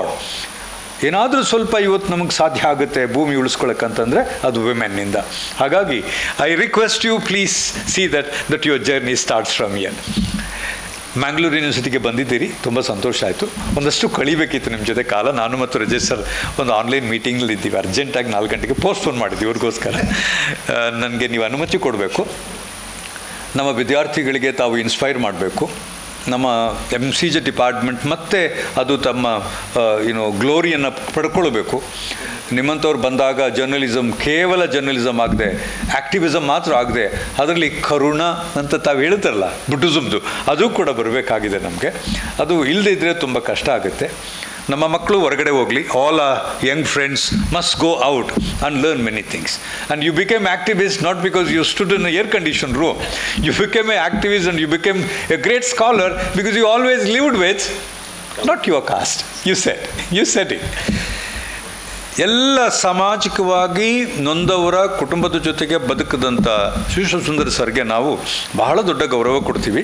ನಾನಂತೂ ಯಾವತ್ತೂ ನಿಮ್ಮ ಶಿಷ್ಯನೇ, ಅವತ್ತಿಂದಲೂ ಇವತ್ತಿಂದಲೂ ನಿಮ್ಮ ಶಿಷ್ಯನೇ. You have really changed our lifestyle. Because we are in administration, we are not able to say anything more other than this. Thank you so much for inspiring us and keep inspiring us. Thank you so much, Professor Umesh Chandra and your team. Thank you so much. Enlightened words. I thank Honorable Registrar Raju K. Mogavira for also gracing this occasion. Thank you, sir. If anybody really interested in any discussion, interaction, want to throw a question to Honorable Shivasundar, please do it. And you said that Brahminism and caste is all around us and it's very difficult to get out of it. But I think the fact that you, a Brahmin, speaks in the way you do, and within an institution which is very rigidly structured, gives some kind of a hope that we can break structures, that we can undermine structures and speak out. But of course, the spaces are very few now, the regulations are much more strict, and it's very difficult to speak.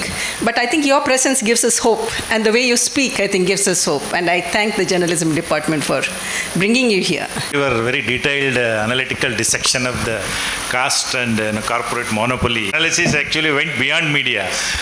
I accept all your arguments and analysis. Just my observation, I don't know, you can respond or you can just give it up, no problem. So you just gave two narratives. One is pre-globalization, another is post-globalization, where government domination was there as far as economic progression is concerned. All that. At the same time, you also narrated the two kind of nationalistic narratives. There are two narratives. The one is in 1977, from 1975 to 1977. Where the emergency, that then Congress government, Indira Gandhi's emergency, the media was with opposition party leaders, and you quoted that Advani's statement and all that. But same time, just I would like to bring it to your kind notice. That time the opposition party leaders, most of them are, of course there are few lower caste leaders, OBC, SC, STs, but very small number. But majority of them are upper caste leaders, and again it's led by Brahmin and Vaishya and others. That time they made one famous statement that we grab the parliament, we catch the parliament, if not by ballot but by bullet. I hope you but nobody called them anti-nationals. Please understand, because now we are talking about democratization of everything and all that.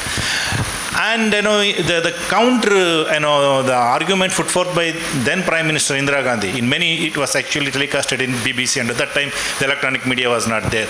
She narrated, she gave detailed account of the opposition party behaviors and their movements and that, and her reforms. Actually, land reforms you mentioned and all that. Most of her reforms were pro-lower caste centric. Shudra, scheduled caste, scheduled tribes. And when she nationalized the banks, and it is that all people in Delhi danced, because they were not even allowed to open the accounts and all that. Even the land reforms, actually, it was in favor of that. And Garibi Hatawo, it was in favor of actually the lower caste and other things. Now if you take the post-globalization, it's that though the government, the respective governments, whether Congress government actually, though it was responsible for the globalization, privatization and everything, but the kind of the state atrocities or state influence atrocities, the monopoly, the narratives, the one-side narratives, and anybody who speaks against state, government, not state, government and government policies, calling them anti-national and all that. And in this context, should we redefine the emergency as an upper caste movement? This is my question. There's one observation. Should it be, because the situation, though it's not officially called emergency, second emergency in India, I know if you speak, if you are a professor, if you are an activist and you speak against government policy, then you'll be called urban Naxalite. And then if you organize and the lower caste people commemorating some historical things, then you will be jailed.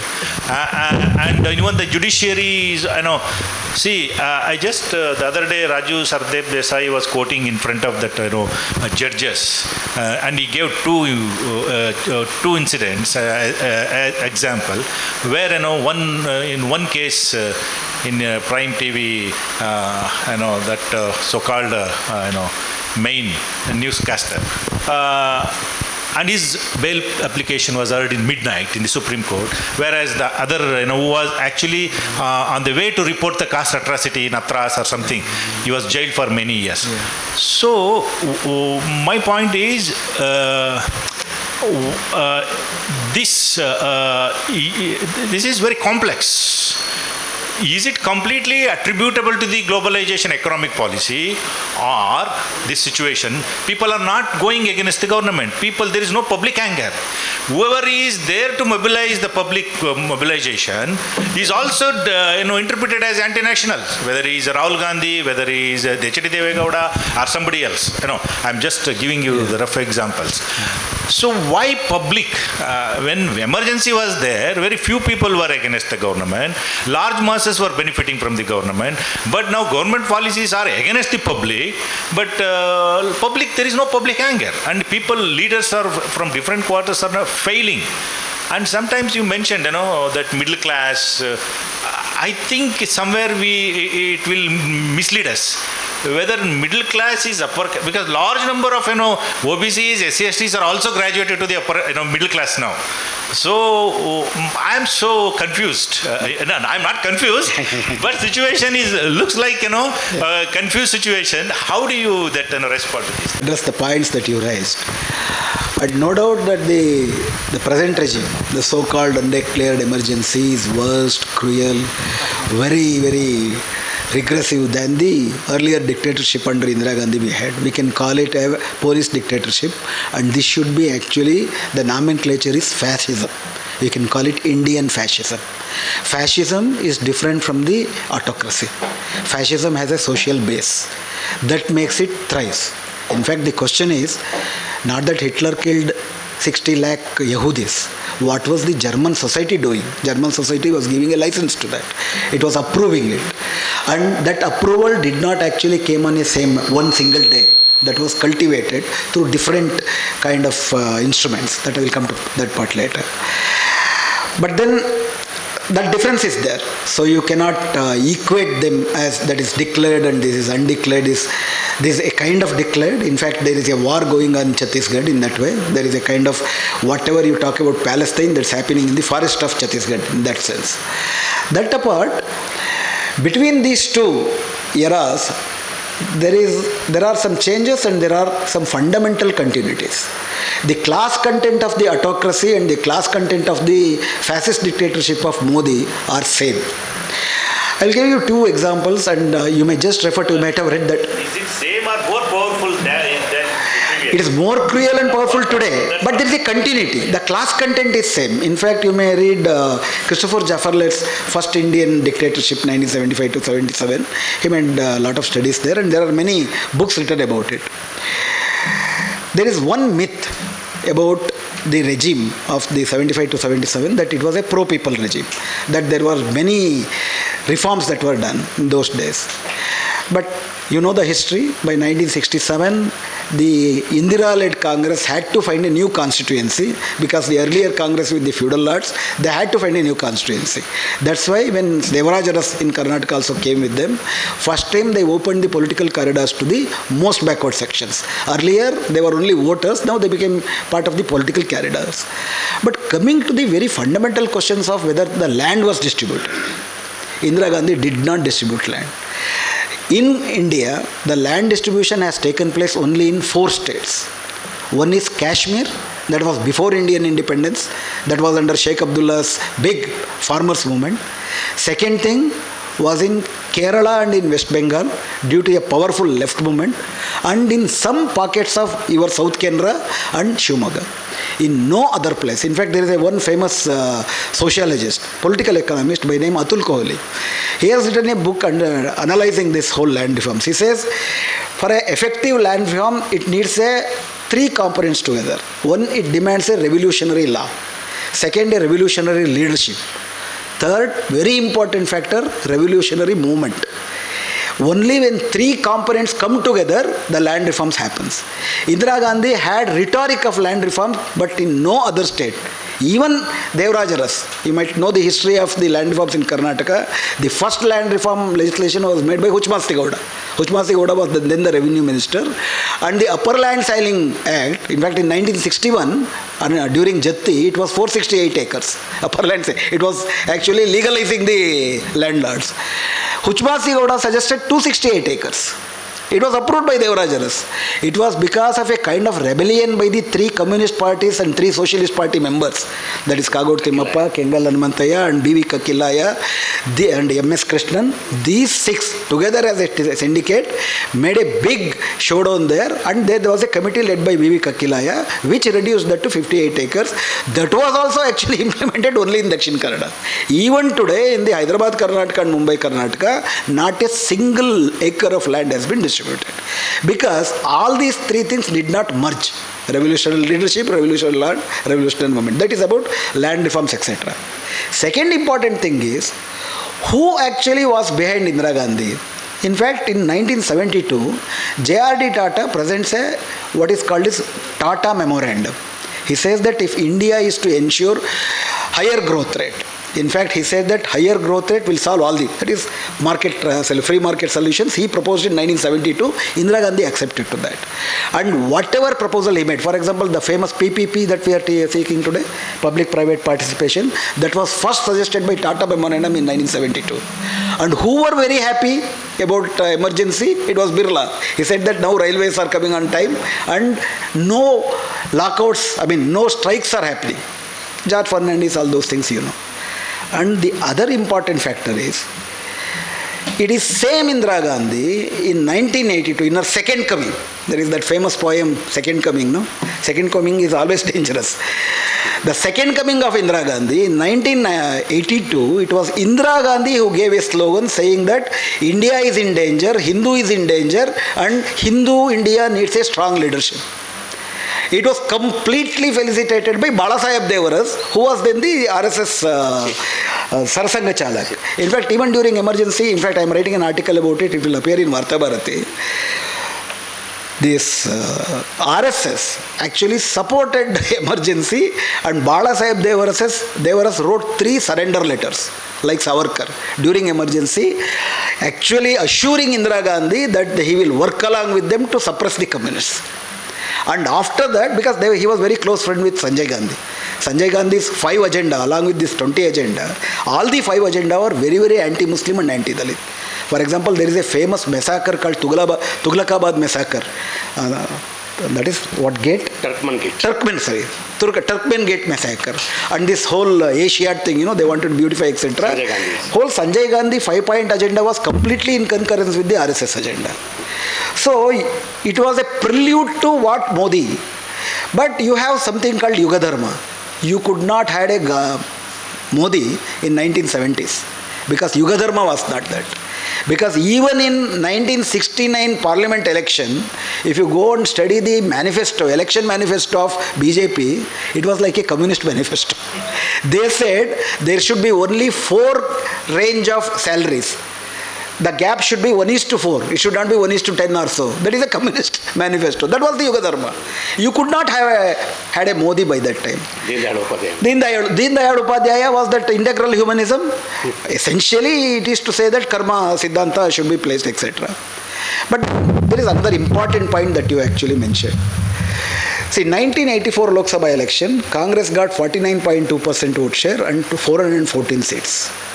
BJP got 7% vote share and only 2 seats. 2019 and 2024, BJP is 36% some variation of seats, that doesn't matter, vote share matters. They have consolidated their vote share from 7 to 36%. Unlike the other parties vote is transactional. Today it is with you, tomorrow it may actually migrate. But here, if they get a vote share, you have a RSS. They work with them. They make a Hindu vote, they make it a Hindutva vote. In fact, RSS stated goal is, in fact, there is a famous anecdote. In 1937, when the ban on Savarkar was lifted and Hindu Mahasabha stood in election in 1937, Savarkar wanted Hedgewar and his RSS to work for him in the election as a youth wing. Hedgewar rejects it. We don't want to capture state power. We want to reform the society. We want to build a Hindutva society. That was their long vision. We build a Hindutva society. Hindutva society will elect Hindu Rashtra. That is simple. They penetrated deeply into different kind of sections. So now 36% vote share is not Brahmins and Vaishyas and Baniyas. You have Madigas, you have Holayas, you have lower caste OBCs. Now they are far caste census because the most backward sections of the Bihar are with BJP already. In fact, I cite you an example in Vijapura. Recently it was converted into a corporation. There are 36 wards. In 2 wards, BJP did not field any candidates because it was completely Muslim wards. In another 34 wards, they fielded 6 Lingayats, some 8 Panchamasalis, some 8 Madigas, 5 Holayas, and also Madiga Alemaris. They are called Mangarudis. They are very militia caste, etc. They cater to the whole Hindu pantheon region. Whereas Congress fielded 17 Muslims, 14 Lingayats, and there was hardly any space for other subcastes within the Hindus. So they represented themselves as representing the whole Hindu thing. Finally, the order is not changed. Within the Brahminical framework, you are placed in some places, you are given a notion of being along with the Hindus. You are given a notion of you are mobile. Some sections will also be given seats. That's a different story. So that social engineering, that Hindutva, building Hindutva society, they are doing it, they are penetrating it. So they are very flexible, they are amoebaic in their nature. Dynamic. They are dynamic, they change to the need of the hour. But permanent thing is Brahminical social order, corporate interest, and there will be no destruction of Brahminism as an ideology. Even Bhagavad Gita they will teach to everyone. Take for example Vakkaligas, the Balagangadhara Natha. He is from Natha Parampara. Natha is Avaidika. Every Vakkaliga institutions have a Sanskrit college. They take pride in that. Yogi Adityanath is another example. So becoming a Brahmin is an ambition for every Savarna OBC. You have at 2 extremes, Dalits, they are oppressed, and they have an Ambedkar. For OBCs, they do not have an Ambedkar. It is a very, very scattered caste, and everyone want to become a Brahmin. And as Lohia says, in the caste order, you want somebody should be ambitious, and you want to scale upper, and you want to actually somebody to be actually beaten down.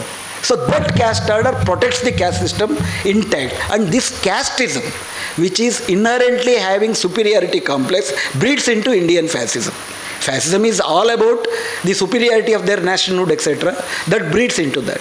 And anti-Islam thing come together, and there is a different construction of Hindutva society. The whole Lingayats in India, in Karnataka, becoming the ideological vote base of the RSS or the BJP is a story by itself. They first become Lingayat, become Hindu by Veerashaivaism, then Hindu become Hindutva. Because they protect their education empires, all of them, each big caste groups within the Lingayats own such a big caste empire, they need a state support. There is this economic phenomena happening along with the cultural and social phenomena. They are consolidating that.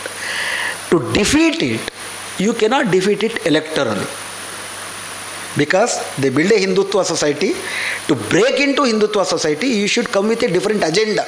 Different political, different ideological agenda, which Congress is completely incapable of doing that. Not only Congress, every opposition party's rule, what I generally say is, ಇವ್ರದ್ದು ಗಾಯ ಅವ್ರದ್ದು gangrene.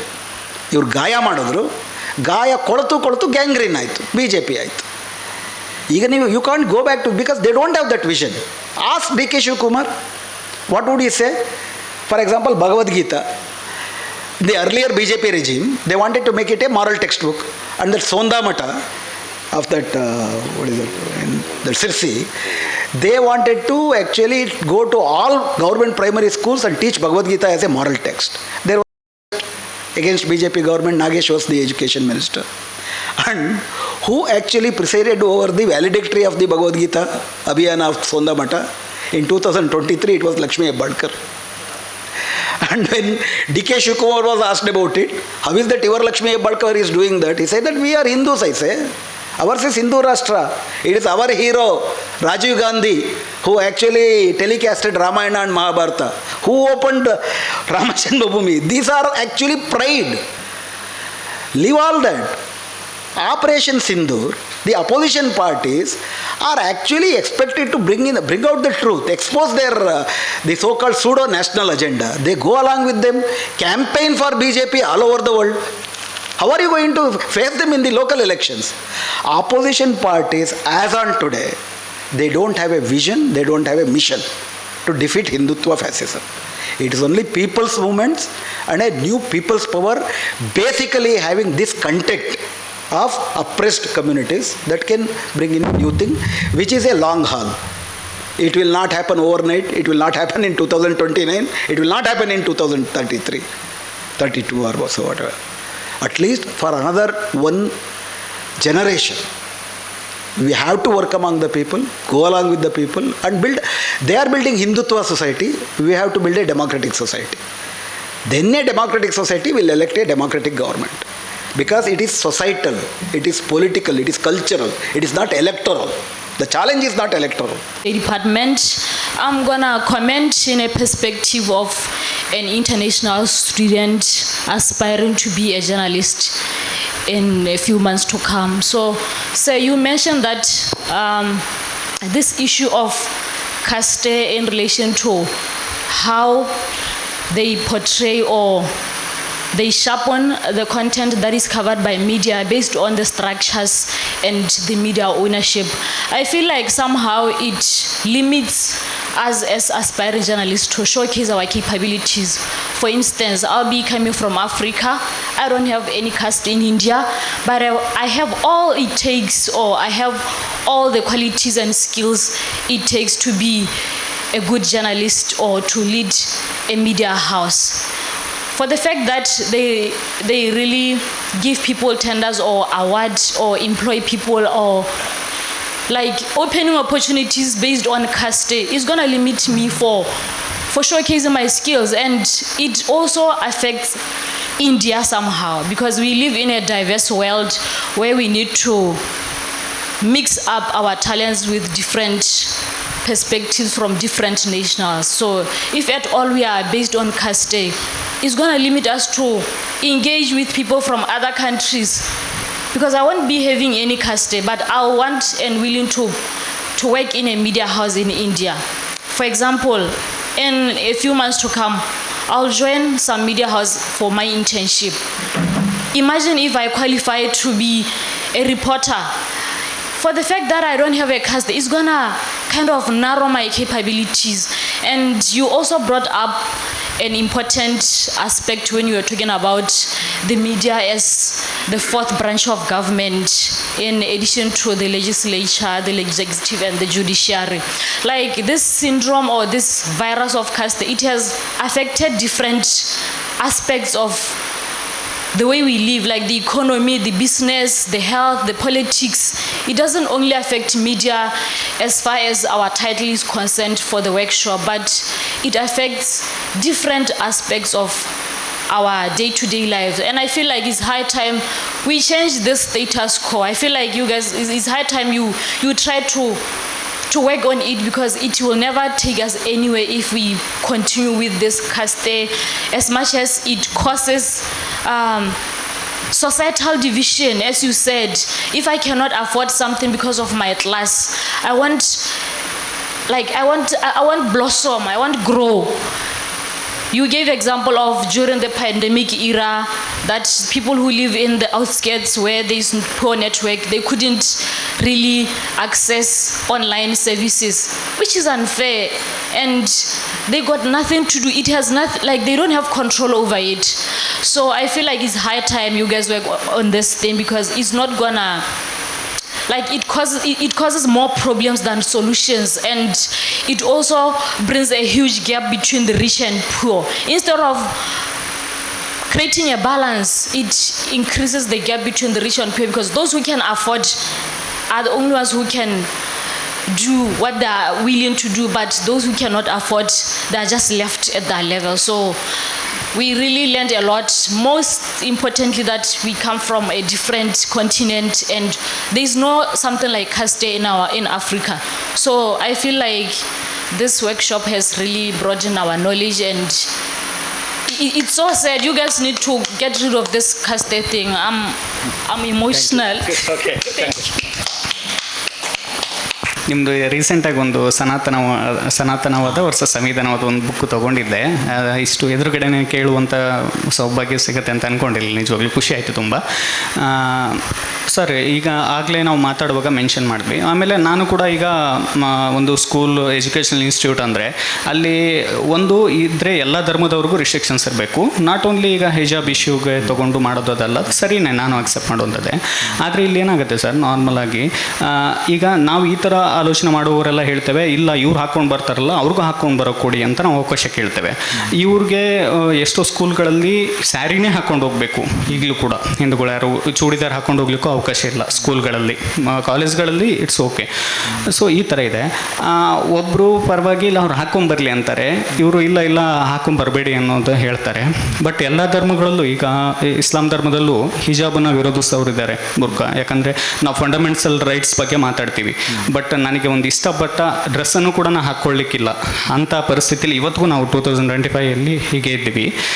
So ಆ ಧರ್ಮದಲ್ಲಿ ಇದ್ದಾರೆ. ನಾನು ಹಾಕಲ್ಲ ಅನ್ನೋ ವಿರೋಧಿಸೋರು ನಾನು ಎಷ್ಟೋ ಜನ ನೋಡಿದ್ದೀನಿ. ಈ ಕಡೆ ಸ್ಯಾರಿ ಹಾಕ್ಕೊಂಡು ಹೋಗ್ಬೇಕಲ್ಲ ಡೈಲಿ, ಅದನ್ನು ವೇರ್ ಮಾಡೋದು ತುಂಬ ಕಷ್ಟ ಸ್ಕೂಲ್ಗಳಿಗೆ ಡೈಲಿ ಹಾಕ್ಕೊಂಡು ಹೋಗೋದಂದರೆ ಹೆಣ್ಮಕ್ಳಿಗೆ. ಸೊ ಎಲ್ಲೋ ಒಂದು ಕಡೆ ಇವ್ರು ಹಾಕ್ಕೊಂಬರ್ಲಿ ಇಂಥ ಒಂದು ವಿಚಾರಗಳ ಕಾನ್ಫ್ಲಿಕ್ಟ್ಗಳ ಮಧ್ಯೆ ಸಫರ್ ಆಗ್ತಾನೇ ಇದ್ದಾರೆ ಸರ್. ಅವರ ಪರವಾಗಿ ನಿಂತು ಮಾತಾಡುವವರು ಅಂದರೆ ಆ ಥರದ ಆಲೋಚನೆಗೆ ಅವಕಾಶಗಳಿಲ್ಲ. ಈಗ ನಾನು ಹಿಜಾಬ್ ಪರವಾಗಿ ಏನಾದರೂ ಮಾತಾಡ್ತೀನಿ ಅಂದರೆ ಲೆಫ್ಟಿಸ್ಟ್, ಹಾಗೆ ಹೀಗೆ ಹಿಂದೂ ವಿರೋಧಿ ಅಂತೆಲ್ಲ ಮಾತಾಡ್ತಾರೆ. ಇಲ್ಲ, ನಾನು ಅದನ್ನು ಹಾಕ್ಕೊಳ್ಳೋದು ಒಬ್ಬ ಮಾನವೀಯತೆ ದೃಷ್ಟಿ, human rights, according to human rights ನೋಡೋದಾದರೆ ಇಲ್ಲ, ಅವ್ರಿಗೆ ಒಂದು ಫ್ರೀಡಮ್ ಬೇಕು, ಅದರಿಂದ ಹೊರಗಡೆ ತರಬೇಕು ಅವರನ್ನು ಅಂತ. ಸೊ ಮೊದಲೆಲ್ಲ ಈಗ ಹೊಸದಾಗಿ ಜೀನ್ಸ್ ಪ್ಯಾಂಟ್ ಎಲ್ಲ ಹಾಕ್ಕೊಂಡೆಲ್ಲ ಟ್ರೆಡಿಷನ್ ಶುರುವಾದಾಗ ಎಷ್ಟೋ ಜನ ಕ್ರಿಟಿಸೈಸ್ ಮಾಡಿದ್ರು, ಇವರು ಹಿಂದೂ ಧರ್ಮನೆಲ್ಲ ಸಂಸ್ಕೃತಿನ ಹಾಳು ಮಾಡ್ತಿದ್ದಾರೆ ಅಂತ. ಬಟ್ ಈಗೀಗ ಅದು ಸೊಸೈಟಿ ಅಕ್ಸೆಪ್ಟ್ ಮಾಡಿದೆ. ಸೊ ಅದೇ ಇಸ್ಲಾಂ ಧರ್ಮದಲ್ಲೂ ಆ ಥರದ ಬದಲಾವಣೆಗಳಾಗಬೇಕು ಅನ್ನೋದು ನನ್ನ ಉದ್ದೇಶ. ಅಂದರೆ ಹೀಗೆ ಮಾತಾಡೋಕೆ ಹೋದರೆ ಮೇ ಬಿ ಇವನು RSS ಬ್ಯಾಕ್ಗ್ರೌಂಡ್ ಅವನೇನು ಅಂತ ಈ ಥರದ ಒಂದು ಮುಕ್ತವಾಗಿ ಈ ಥರ ಒಂದು ಹಕ್ಕುಗಳನ್ನು ಕೇಳುವಂಥ ಒಂದು ವಾತಾವರಣವೇ ಇಲ್ಲ ಈಗಿನ ಪರಿಸ್ಥಿತಿಯಲ್ಲಿ. ಸೊ ಅವರ ಪರವಾಗಿ ನಿಂತು ಆ ಥರದ ಒಂದು ಕಲ್ಚರಲ್ ಮತ್ತು ಟ್ರೆಡಿಷನಲ್ ಬ್ರೇಕ್ ಮಾಡುವಂತಹ ಒಂದು ಸೊಸೈಟಿಗೆ ನಾವು ಅವಕಾಶನೂ ಕೊಟ್ಟಿಲ್ಲ. ಬಟ್ ಇಲ್ಲಿ ಬರಬಾರ್ದ್ರ ಬಗ್ಗೆ ಅಷ್ಟೇ ಎಜುಕೇಷನ್ ಆಗ್ತಿದೆ ಅನ್ನೋದೊಂದು. ಚಳವಳಿ ಒಂದಾಯಿತು ಇದೇ ಇರಾನ್ನಲ್ಲಿ ಕೇವಲ 1 ವರ್ಷದ ಕೆಳಗಡೆ. ಯಾರ್ಯಾರು ಇಲ್ಲಿ ಬುರ್ಕಾ ಹಾಕ್ಕೊಂಡು ಬರೋರಿಗೆ ಶಿಕ್ಷಣಕ್ಕೆ ಅವಕಾಶ ಕೊಡಬೇಕು ಅಂತ ಹೋರಾಟ ಮಾಡಿದ್ರು, ಅವರೆಲ್ಲರೂ ಕೂಡ ಇರಾನ್ನಲ್ಲಿ ಬುರ್ಕಾ ತೆಗೆಯುವ ಅವರ ಹಕ್ಕನ್ನು ಎತ್ತಿ ಹಿಡಿದ್ರು. ನಮ್ಮ ಸಂವಿಧಾನದ ಆರ್ಟಿಕಲ್ 25 ಏನು ಹೇಳುತ್ತೆ, ನಾನು ಯಾವುದೇ ಧರ್ಮವನ್ನು ಪಾಲಿಸದೇ ಇರುವ 2 ಹಕ್ಕನ್ನು ನನಗೆ ಕೊಡುತ್ತೆ. ಆ ಹಕ್ಕು ಯಾರಾದರೂ ಪಾಲಿಸ್ತಾರೆ ಅಂದರೆ ಹಾಕ್ಕೊಂಬರೋರು ಹಾಕ್ಕೊಂಬರಲಿ, ಹಾಕ್ಕೊಂಬರದೇ ಇರೋರು ಹಾಕ್ಕೊಂಬರದೇ ಇರಲಿ, ಹಾಕ್ಕೊಂಡೇ ಬರಬೇಕು, ಹಾಕ್ಕೊಂಡು ಬರಲೇಬಾರ್ದು. ಇದಕ್ಕೂ ಎಜುಕೇಷನ್ ಇನ್ಸ್ಟಿಟ್ಯೂಟ್ಗೂ ಸಂಬಂಧ ಇಲ್ಲ. ಎಜುಕೇಷನ್ ಇನ್ಸ್ಟಿಟ್ಯೂಟ್ಗೆ ಪ್ರಧಾನವಾದ ಕರ್ತವ್ಯ ಯಾರೇ ಬಂದರೂ ಶಿಕ್ಷಣ ಕೊಡುವುದು. ಮತ್ತು ಕ್ಲಾಸ್ ರೂಮಲ್ಲಿ ಒಂದು ಯೂನಿಫಾರ್ಮಿಟಿ ಹೆಂಗೆ ಬರುತ್ತೆ? ರೇಷ್ಮೆ ಪಂಚೆ ಹಾಕ್ಕೊಂಡು ಹರ್ಕಲ್ ಯೂನಿಫಾರ್ಮ್ ಹಾಕ್ಕೊಂಬಂದ್ರೆ ಯೂನಿಫಾರ್ಮಿಟಿ ಇರುತ್ತೆ? ಇದು ಆರ್ಗ್ಯುಮೆಂಟ್ ಬಹಳ ಒಂದು ಡಿಸ್ಕ್ರಿಮಿನೇಷನ್ ಮಾಡೋದಕ್ಕೆ ಮಾಡ್ತಿರೋದು. ಇದರಲ್ಲಿ 2 ಆಸ್ಪೆಕ್ಟ್ ಇದೆ. Purpose of the education, discrimination ಪ್ರಶ್ನೆಗೆ ಬಂದಾಗ ಇಲ್ಲಿ ವಿರೋಧ ಇರುವುದು ಹಾಕ್ಕೊಂಡು ಬರಬಾರ್ದು ಅನ್ನೋದ್ರಲ್ಲ, ಅವರವ್ರ ಆಯ್ಕೆಗೆ ಅದನ್ನು ಬಿಡಬೇಕು. ಎಲ್ಲ ಆಗಿ ಬುರ್ಕಾ ಹಾಕ್ಕೊಂಡು ಇವತ್ತು ದಕ್ಷಿಣ ಕನ್ನಡದಲ್ಲಿ ಮುಸ್ಲಿಂ ಹೆಣ್ಮಕ್ಳು ಜಾಸ್ತಿ ಓದ್ತಿದ್ದಾರೆ. ಅದು ತುಂಬ ದೊಡ್ಡ ಸಾಧನೆ. ಇನ್ಫ್ಯಾಕ್ಟ್ ಇಡೀ ಕರ್ನಾಟಕದಲ್ಲಿ ಅತಿ ಹೆಚ್ಚು ಮುಸ್ಲಿಂ ಮಹಿಳೆಯರ ಸಾಕ್ಷರತೆ ಇರೋದು ದಕ್ಷಿಣ ಕನ್ನಡದಲ್ಲಿ. ಬುರ್ಕ ಹಾಕೊಂಡೇ ಬರ್ತಿದ್ರು, ಬರಲಿ ಫಸ್ಟು, ನಿಧಾನಕ್ಕೆ ಅಲ್ಲಿಂದ ಪ್ರಶ್ನೆ ಬರುತ್ತೆ. ಆ ಪ್ರಶ್ನೆ ಅದ್ರ ಒಳಗಡೆಯಿಂದ ಬಂದಾಗ ಅವ್ರ ಜೊತೆಗೆ ನಾವು ನಿಂತ್ಕೊಂಡೆ. ಇವಾಗ ಟ್ರಿಪಲ್ ತಲಾಕ್ ಬಗ್ಗೆ ಮುಸ್ಲಿಂ ಸಮುದಾಯದ ಒಳಗಡೆ ಆ ಪ್ರಶ್ನೆ ಬಂತು. ಸಮುದಾಯ ಇಡೀ ಪ್ರಗತಿಪರ ಸಮುದಾಯ ಅವ್ರ ಜೊತೆಗೆ ನಿಂತ್ಕೊಳ್ತು. ಸುಧಾರಣೆ ಒಳಗಿಂದ ಬರಬೇಕು, ಹೊರಗಡೆಯಿಂದ ಹೇರಬಾರ್ದು. ಹೊರಗಡೆಯಿಂದ ಹೇರಿದಾಗ ಏನಾಗುತ್ತೆ, ಹೇರಿಕೆ ಅನ್ನುವಂಥದ್ದು ಅವರ ಗುರುತಿನ ಪ್ರಶ್ನೆ ಆಗೋಗುತ್ತೆ. ಅವಾಗ ನೀವು ತೆಗಿಬಾರ್ದು ಅಂದಾಗ, ನನಗೆ ತೆಗೀತಿ ಅಂದರೆ ನಾನು ಹಾಕ್ಕೊಂಡು ಬರ್ತೀನಿ. ಯಾವ ಆಧಾರದಲ್ಲಿ ನೀವು ದಮನ ಮಾಡ್ತೀರೋ ಅದೇ ಆಧಾರದಲ್ಲಿ ನಾನು ಹಕ್ಕನ್ನು ಪ್ರತಿಪಾದನೆ ಮಾಡ್ತೀನಿ. ಅಲ್ಲಿ ಅವ್ರದ್ದೇ ಆದಂಥ ಪ್ರತಿಪಾದನೆಗೆ ಅವಕಾಶ ಕೊಡುವ ವಾತಾವರಣ ಸೃಷ್ಟಿ ಮಾಡಬೇಕು. ಅದು ಆಗ್ತಾ ಇದೆ. ನಮಗೊಂದು ರೀತಿ ಏನಿದೆ ಅಂದರೆ, ನಿಮಗಂತಲ್ಲ ನಾನು ಹೇಳ್ತಿರೋದು, ಒಂದು ಮುಸ್ಲಿಮರ ಬಗ್ಗೆ ಒಂದು ಸಾಮಾನ್ಯವಾದಂಥ ಒಂದು ತಿಳುವಳಿಕೆ ಇದೆ. ಅಥವಾ ಹೆಂಗಸರು ಅಂತಂದರೆ, ಈ ಉದಾಹರಣೆಗೆ ಭಾರತದ ಸ್ವಾತಂತ್ರ್ಯ ಹೋರಾಟದಲ್ಲಿ ಮಾಡಿದಾಗ ಭಾರತದ ಹೆಣ್ಣು ಮಕ್ಕಳು ಸತಿ ಸಹಗಮನದಲ್ಲಿ ಇದು ಮಾಡ್ತಿದ್ರು, ವಿಧವಾ ವಿವಾಹ ಇರ್ತಿರ್ಲಿಲ್ಲ ಅಂತ ಹೇಳ್ತೀವಿ. ನಿಜವಾದು ಶೂದ್ರ ಮತ್ತು ದಲಿತ ಮಹಿಳೆಯರು ಯಾರಾದರೂ ಸತಿಯೊಡನೆ ಪತಿಯೊಡನೆ ಸಾಗಮನ ಮಾಡೋದು ಕೇಳಿದೀವ ನಾವು? ಅಥವಾ ವಿಧವಾ ವಿವಾಹ ಆಗದೇ ಇರೋದನ್ನು ನಾವು ಯಾವತ್ತಾದರೂ ನೋಡಿದ್ದೀವ ಶೂದ್ರ ಮತ್ತು ದಲಿತ ಸಮುದಾಯದಲ್ಲಿ? ಬ್ರಾಹ್ಮಣ ಅಲ್ಪಸಂಖ್ಯಾತ ಸಮುದಾಯದನ್ನು ಭಾರತೀಯ ಸಂಸ್ಕೃತಿನಲ್ಲಿ ಆಗ್ತಿರೋ ಅನ್ಯಾಯ ಅಂತ ತಪ್ಪು ತಿಳ್ಕೊಂಡ್ವಿ. ಒಂದು ಸ್ಟೀರಿಯೋ ಟೈಪಿಂಗ್ ಇದೆ. ಆ ಥರದ ಸ್ಟೀರಿಯೋ ಟೈಪಿಂಗು ಮುಸ್ಲಿಮರಿದೆ ಹೆಟ್ರೋಜಿನಿಯಸ್ ಕಮ್ಯುನಿಟಿ. ಕರ್ನಾಟಕದಲ್ಲಿ 92 ಜಾತಿಗಳಿದ್ದಾವೆ ಮುಸ್ಲಿಮರಿದ್ರಲ್ಲಿ. ಅದರಲ್ಲಿ 3 ಹೇಳ್ತಾರೆ, ಅಶ್ರಫ್, ಅಲ್ಜಾರ್ಸ್ ಮತ್ತು ಅಜಲಫ್, 3 ಥರದ ಸಮುದಾಯಗಳು. ಅಶ್ರಫ್ಗಳು ಹೊರಗಡೆಯಿಂದ ಬಂದಂಥವರು, ಅಲ್ಲಿಯ ಮೇಲ್ಸ್ತರದ ಸಮುದಾಯ. ಈ ಇನ್ನೊಂದು ಯಾವ್ದಾದ್ರು ಅಜಲಫ್ ಅನ್ನುವಂಥದ್ದು OBCಯಿಂದ ಬಂದದ್ದು. ಅದಕ್ಕಿಂತ ಕೆಳಗಿನ ಸಮುದಾಯ ದಲಿತ್ ಕನ್ವರ್ಟ್ಸ್, ಪಿಂಜಾರರು, ಹಲಾಲ್ಕೋರರು, ದರ್ವೇಶಿಗಳು. ಅವರ ಜೀವನ ವಿಧಾನಕ್ಕೂ ಅಶ್ರಫ್ಗಳ ಜೀವನ ವಿಧಾನಕ್ಕೂ ಬೇಕಾದಷ್ಟು ವ್ಯತ್ಯಾಸ ಇದೆ. ಅಲ್ಲಿ ಬುರ್ಕ ಬಂದೇ ಇಲ್ಲ, ಇನ್ನೂ ಕೂಡ ಬುರ್ಕ ಬಂದಿಲ್ಲ ಅಲ್ಲಿ. ಯಾಕಂದರೆ ಅವರ ಜೀವನ, ಅವ್ರ ಹೆಣ್ಮಕ್ಳು ಹೋಗಿ ಕೆಲಸ ಮಾಡಬೇಕು ಹೊರಗಡೆ. ಬುರ್ಕ ಹಾಕೊಂಡ್ದಿರೇ ಕೆಲಸ ಮಾಡಬೇಕು. ಮತ್ತು ಎಷ್ಟು ಬೆರೆತೋಗಿರುತ್ತೆ ತಳ ಸಮುದಾಯದ ಒಳಗಡೆನ ಸಂಸ್ಕೃತಿ ಜೀವನ, ಎಷ್ಟು ಬೆರೆತೋಗಿರುತ್ತೆ ಅಂದರೆ ಅಲ್ಲ ಡಿಸ್ಟಿಂಕ್ಷನ್ಸ್ ಇರೋದಿಲ್ಲ. ಇನ್ಫ್ಯಾಕ್ಟ್ ಉತ್ತರ ಕರ್ನಾಟಕಕ್ಕೆ ಹೋದರೆ ನದಾಫ್ ಅಂತ ಹೆಸರು ಅವರು ಇಟ್ಕೋತಾರೆ, ಇವರು ಇಟ್ಕೋತಾರೆ, ನಿಮ್ಗೆ ಗೊತ್ತೇ ಆಗೋದಿಲ್ಲ. ಪಾಟೀಲ್ ಅವರು ಇಟ್ಕೋತಾರೆ, ಇವರು ಇಟ್ಕೋತಾರೆ. ಇನ್ಫ್ಯಾಕ್ಟ್ ಉತ್ತರ ಕರ್ನಾಟಕದ ಎಷ್ಟೋ ಹಳ್ಳಿಗಳಲ್ಲಿ ಒಂದೂ ಮುಸ್ಲಿಂ ಫ್ಯಾಮಿಲಿ ಇರೋದಿಲ್ಲ, ಮೊಹರಂ ಮಾಡ್ತಾರೆ ಎಲ್ಲ ಕಡೆ. ಅಂದರೆ ಏಕರೂಪದಲ್ಲಿಲ್ಲ ಮುಸ್ಲಿಂ ಸಮುದಾಯ. ಅದು ಬೇರೆ, ಸೂಫಿ ಸಂಪ್ರದಾಯವೇ ಬೇರೆ ಥರ, ಅದರಲ್ಲಿರೋ ಸಲಾಫಿಗಳೇ ಬೇರೆ ಥರ, ಬೇರೆ ವಹಾಬಿ ಅನ್ನೋದು ಇತ್ತೀಚೆಗೆ ಒಂದು ಇಂಪೀರಿಯಲಿಸಮ್ಗೆ ಅಸರ್ಷನ್ ಆಗಿ ಬಂದು ಅತಿ ಹೆಚ್ಚು ಒಳಗಡೆ ಬೇರೆ ಬೇರೆ ಇರೋಂಥದ್ದು ಇರೋವಂಥದ್ದು. ಈ ಮಲ್ಟಿಪ್ಲಿಸಿಟಿ ಇನ್ ಮುಸ್ಲಿಂ ಕಮ್ಯುನಿಟಿಯನ್ನು ಫಸ್ಟ್ ನಾವು ಗುರುತಿಸಬೇಕು. ಎರಡನೇದಾಗಿ ಸಂವಿಧಾನ ಕೊಡುವ ಹಕ್ಕೇನಿದೆ ಎಲ್ಲರಿಗೂ ಕೂಡ. ಬುರ್ಕ ಹಾಕ್ಕೊಳ್ತೀನಿ ಅಂತ ನನಗನ್ಸಿದ್ರೆ ಅವ್ರ ಹಕ್ಕನ್ನು ನೀವು ನಿಮ್ಮ ಮಾರಲ್ ಶ್ರೇಷ್ಠತೆಯನ್ನು ಅಲ್ಲಿ ಹೇರಕ್ಕೆ ಬರೋದಿಲ್ಲ. ನೀವು ನಿಮ್ಮ ವಿಚಾರವನ್ನು ಮಂಡಿಸ್ಬೋದು, ಕೊನೆಗೆ ಅವರೇ ಬದಲಾವಣೆ ಮಾಡಬೇಕದು. ನಿಮ್ಗೆ ಆ ಹಕ್ಕು ಕೊಟ್ಟವ್ರು ಯಾರು ಅನ್ನೋ ಪ್ರಶ್ನೆ ಬರುತ್ತೆ. ಅವಾಗ ನೀನು ತಪ್ಪು ಮಾಡ್ತಿದ್ಯಾ, ಸಂವಿಧಾನ ನನಗೆ ಬುರ್ಕ ಹಾಕ್ಕೊಳ್ಳೋ ಹಕ್ಕು ಕೊಟ್ಟಿದೆ. ನನಗೆ ನಿಧಾನಕ್ಕೆ ಅದು ಬಂದು ನಾನು ಎಲ್ಲ ಓದಿ ನನಗೆ ಚೆನ್ನಾಗಿ ಅನ್ಸುತ್ತಪ್ಪ ಬುರ್ಕ ಹಾಕೊಳ್ಳೋಕ್ಕೆ ಅಂತ ಅನ್ಸಿದ್ರೆ ನೀವೇನು ಮಾಡ್ತೀರಿ ಅವಾಗ? ಈಗ ಅಡುಗೆ ಮನೇದು ಒಂದಿದೆ. ನಾನು ಸುಮಾರಷ್ಟು ಜನ ಮಹಿಳೆಯರು ಕೇಳಿ, ನನಗೆ ಅಡುಗೆ ಮಾಡೋಕ್ಕಿಷ್ಟ. ಸಾಮಾನ್ಯವಾಗಿ ನಮ್ಮ ಸ್ಟೀರಿಯೋಟೈಪ್ ಏನಿರುತ್ತೆ, ಅಡುಗೆ ಮನೆಯಲ್ಲಿ ಇದು 190% ನಿಜ. ಇಬ್ಬರು ಜೊತೆಗೆ ಅಡುಗೆ ಮಾಡ್ತಾರೆ. ಅಂದರೆ ಆ ಏಜೆನ್ಸಿ ಇದೆಯಲ್ಲ, ವಿಕ್ಟಿಮ್ನ ಏಜೆನ್ಸಿ, ವಿಕ್ಟಿಮ್ಹುಡ್ನ ನೀವು ಆರೋಪಿಸ್ಬಿಟ್ರೆ ಏಜೆನ್ಸಿ ಕೊಡೋದಿಲ್ಲ. ನಾವು ಏಜೆನ್ಸಿ ಇರುತ್ತೆ ಅಂತ ನಾವು ಅರ್ಥ ಮಾಡ್ಕೋಬೇಕು ಅಂತ ಅನಿಸುತ್ತೆ. ನಿರ್ದಿಷ್ಟ ಈ ವಿಷಯಕ್ಕೆ ಬುರ್ಕ ಹಾಕ್ಕೊಳ್ಳೇಬೇಕು ಅಂತಲೂ ಕಡ್ಡಾಯ ಮಾಡಬಾರ್ದು, ಬುರ್ಕ ಹಾಕ್ಕೊಳ್ಳೇಬಾರ್ದು ಅಂತಲೂ ಕಡ್ಡಾಯ ಮಾಡಬಾರ್ದು. ಯಾರು ಹೆಂಗೆ ಬಂದರೂ ಕೂಡ ಫಸ್ಟು ಪಾಠ ಮಾಡು, ಅಷ್ಟು ವಿಷಯ. ಮತ್ತು ಡಿಸ್ಕ್ರಿಮಿನೇಷನ್ ಮಾಡಲೇಬಾರ್ದು. ನೀನು ಆ ಧರ್ಮಾಧಾರಿತ ಗುರುತುಗಳು ಬರಬಾರ್ದು ಅಂದರೆ ಬೇರೆಯವ್ರಿಗೆ ಯಾಕೆ ಅವಕಾಶ ಕೊಡ್ತೀಯ? ಆ ಪ್ರಶ್ನೆ ಡಿಸ್ಕ್ರಿಮಿನೇಷನ್. ಯಾಕಂದರೆ ಅದು ನೇಷನ್ಹುಡ್ಗೆ ಹೋಗಿ ಸೇರ್ಕೊಳ್ಳುತ್ತೆ, ನ್ಯಾಷನಲ್ ಕಲ್ಚರ್ ಅಲ್ಲ ಅಂತ ಆಗುತ್ತೆ, ಅದು ಪ್ರಾಬ್ಲಮ್. ನನ್ನ ಪ್ರಶ್ನೆ ಬಂದು ನನ್ನ ಹೆಸರು ವಿನಯ್ ಕುಮಾರ್, ಸಂಶೋಧನಾರ್ಥಿ. ಪ್ರಶ್ನೆ ಬಂದು ನ್ಯೂ ಲಿಬರಲಿಸಮ್ ಮತ್ತು ನ್ಯೂ ಫ್ಯಾಷಿಸಮ್ ಈಗ ಹೇಗೆ ವರ್ಕ್ ಆಗ್ತಾ ಇದೆ, ಮತ್ತು ಫ್ಯಾಷಿಸಮ್ನ ಪೂರ್ಣ ರೂಪ ಈಗ ಕಾಣಿಸ್ಕೊಳ್ತಲ್ಲ ಜಗತ್ತಿನ ಎಲ್ಲೂ, ಆದರೆ ಅದರ ನಿಯೋ ರೂಪಗಳು ಅಥವಾ ಅರೆ ರೂಪಗಳು ಹೆಚ್ಚು ವಿಜೃಂಭಿಸ್ತಾ ಇದ್ದಾವೆ. ಅದು ಜನರನ್ನು ತುಂಬ ಚೆನ್ನಾಗಿ ಮರಳು ಮಾಡ್ತಾ ಇದೆ. ಹಾಗೆ ಕಾರ್ಪೊರೇಟ್ ಮೀಡಿಯಾಗಳು ಮತ್ತು ಇದನ್ನು ತುಂಬ ಚೆನ್ನಾಗಿ ಬಳಸ್ಕೊಳ್ತಾ ಇದ್ದಾವೆ. ಅದು ಕಾಸ್ಟು, ರಿಲಿಜನ್ ಮೊದಲಾದನ್ನು ಬಳಸ್ಕೊಂಡು ಇಂಡಿಯನ್ ಮೀಡಿಯಾ ಮಾತ್ರ ಅಲ್ಲದೆ ಜಾಗತಿಕ ಮಾಧ್ಯಮಗಳು ಒಂದಿಷ್ಟು ಇದನ್ನು ಬೆಳೆಸ್ತಾ ಇದೆ. GM ತಾಮಾಶ್ ಮತ್ತು ಪ್ರಭಾತ್ ಪಟ್ನಾಯಕ್ ಈ ಕುರಿತು ಬರೆದಿರೋದು ಇದೆ. ಇದ್ರ ಕುರಿತು ನೀವೇನು ಹೇಳ್ತೀರಾ ಅಂತ?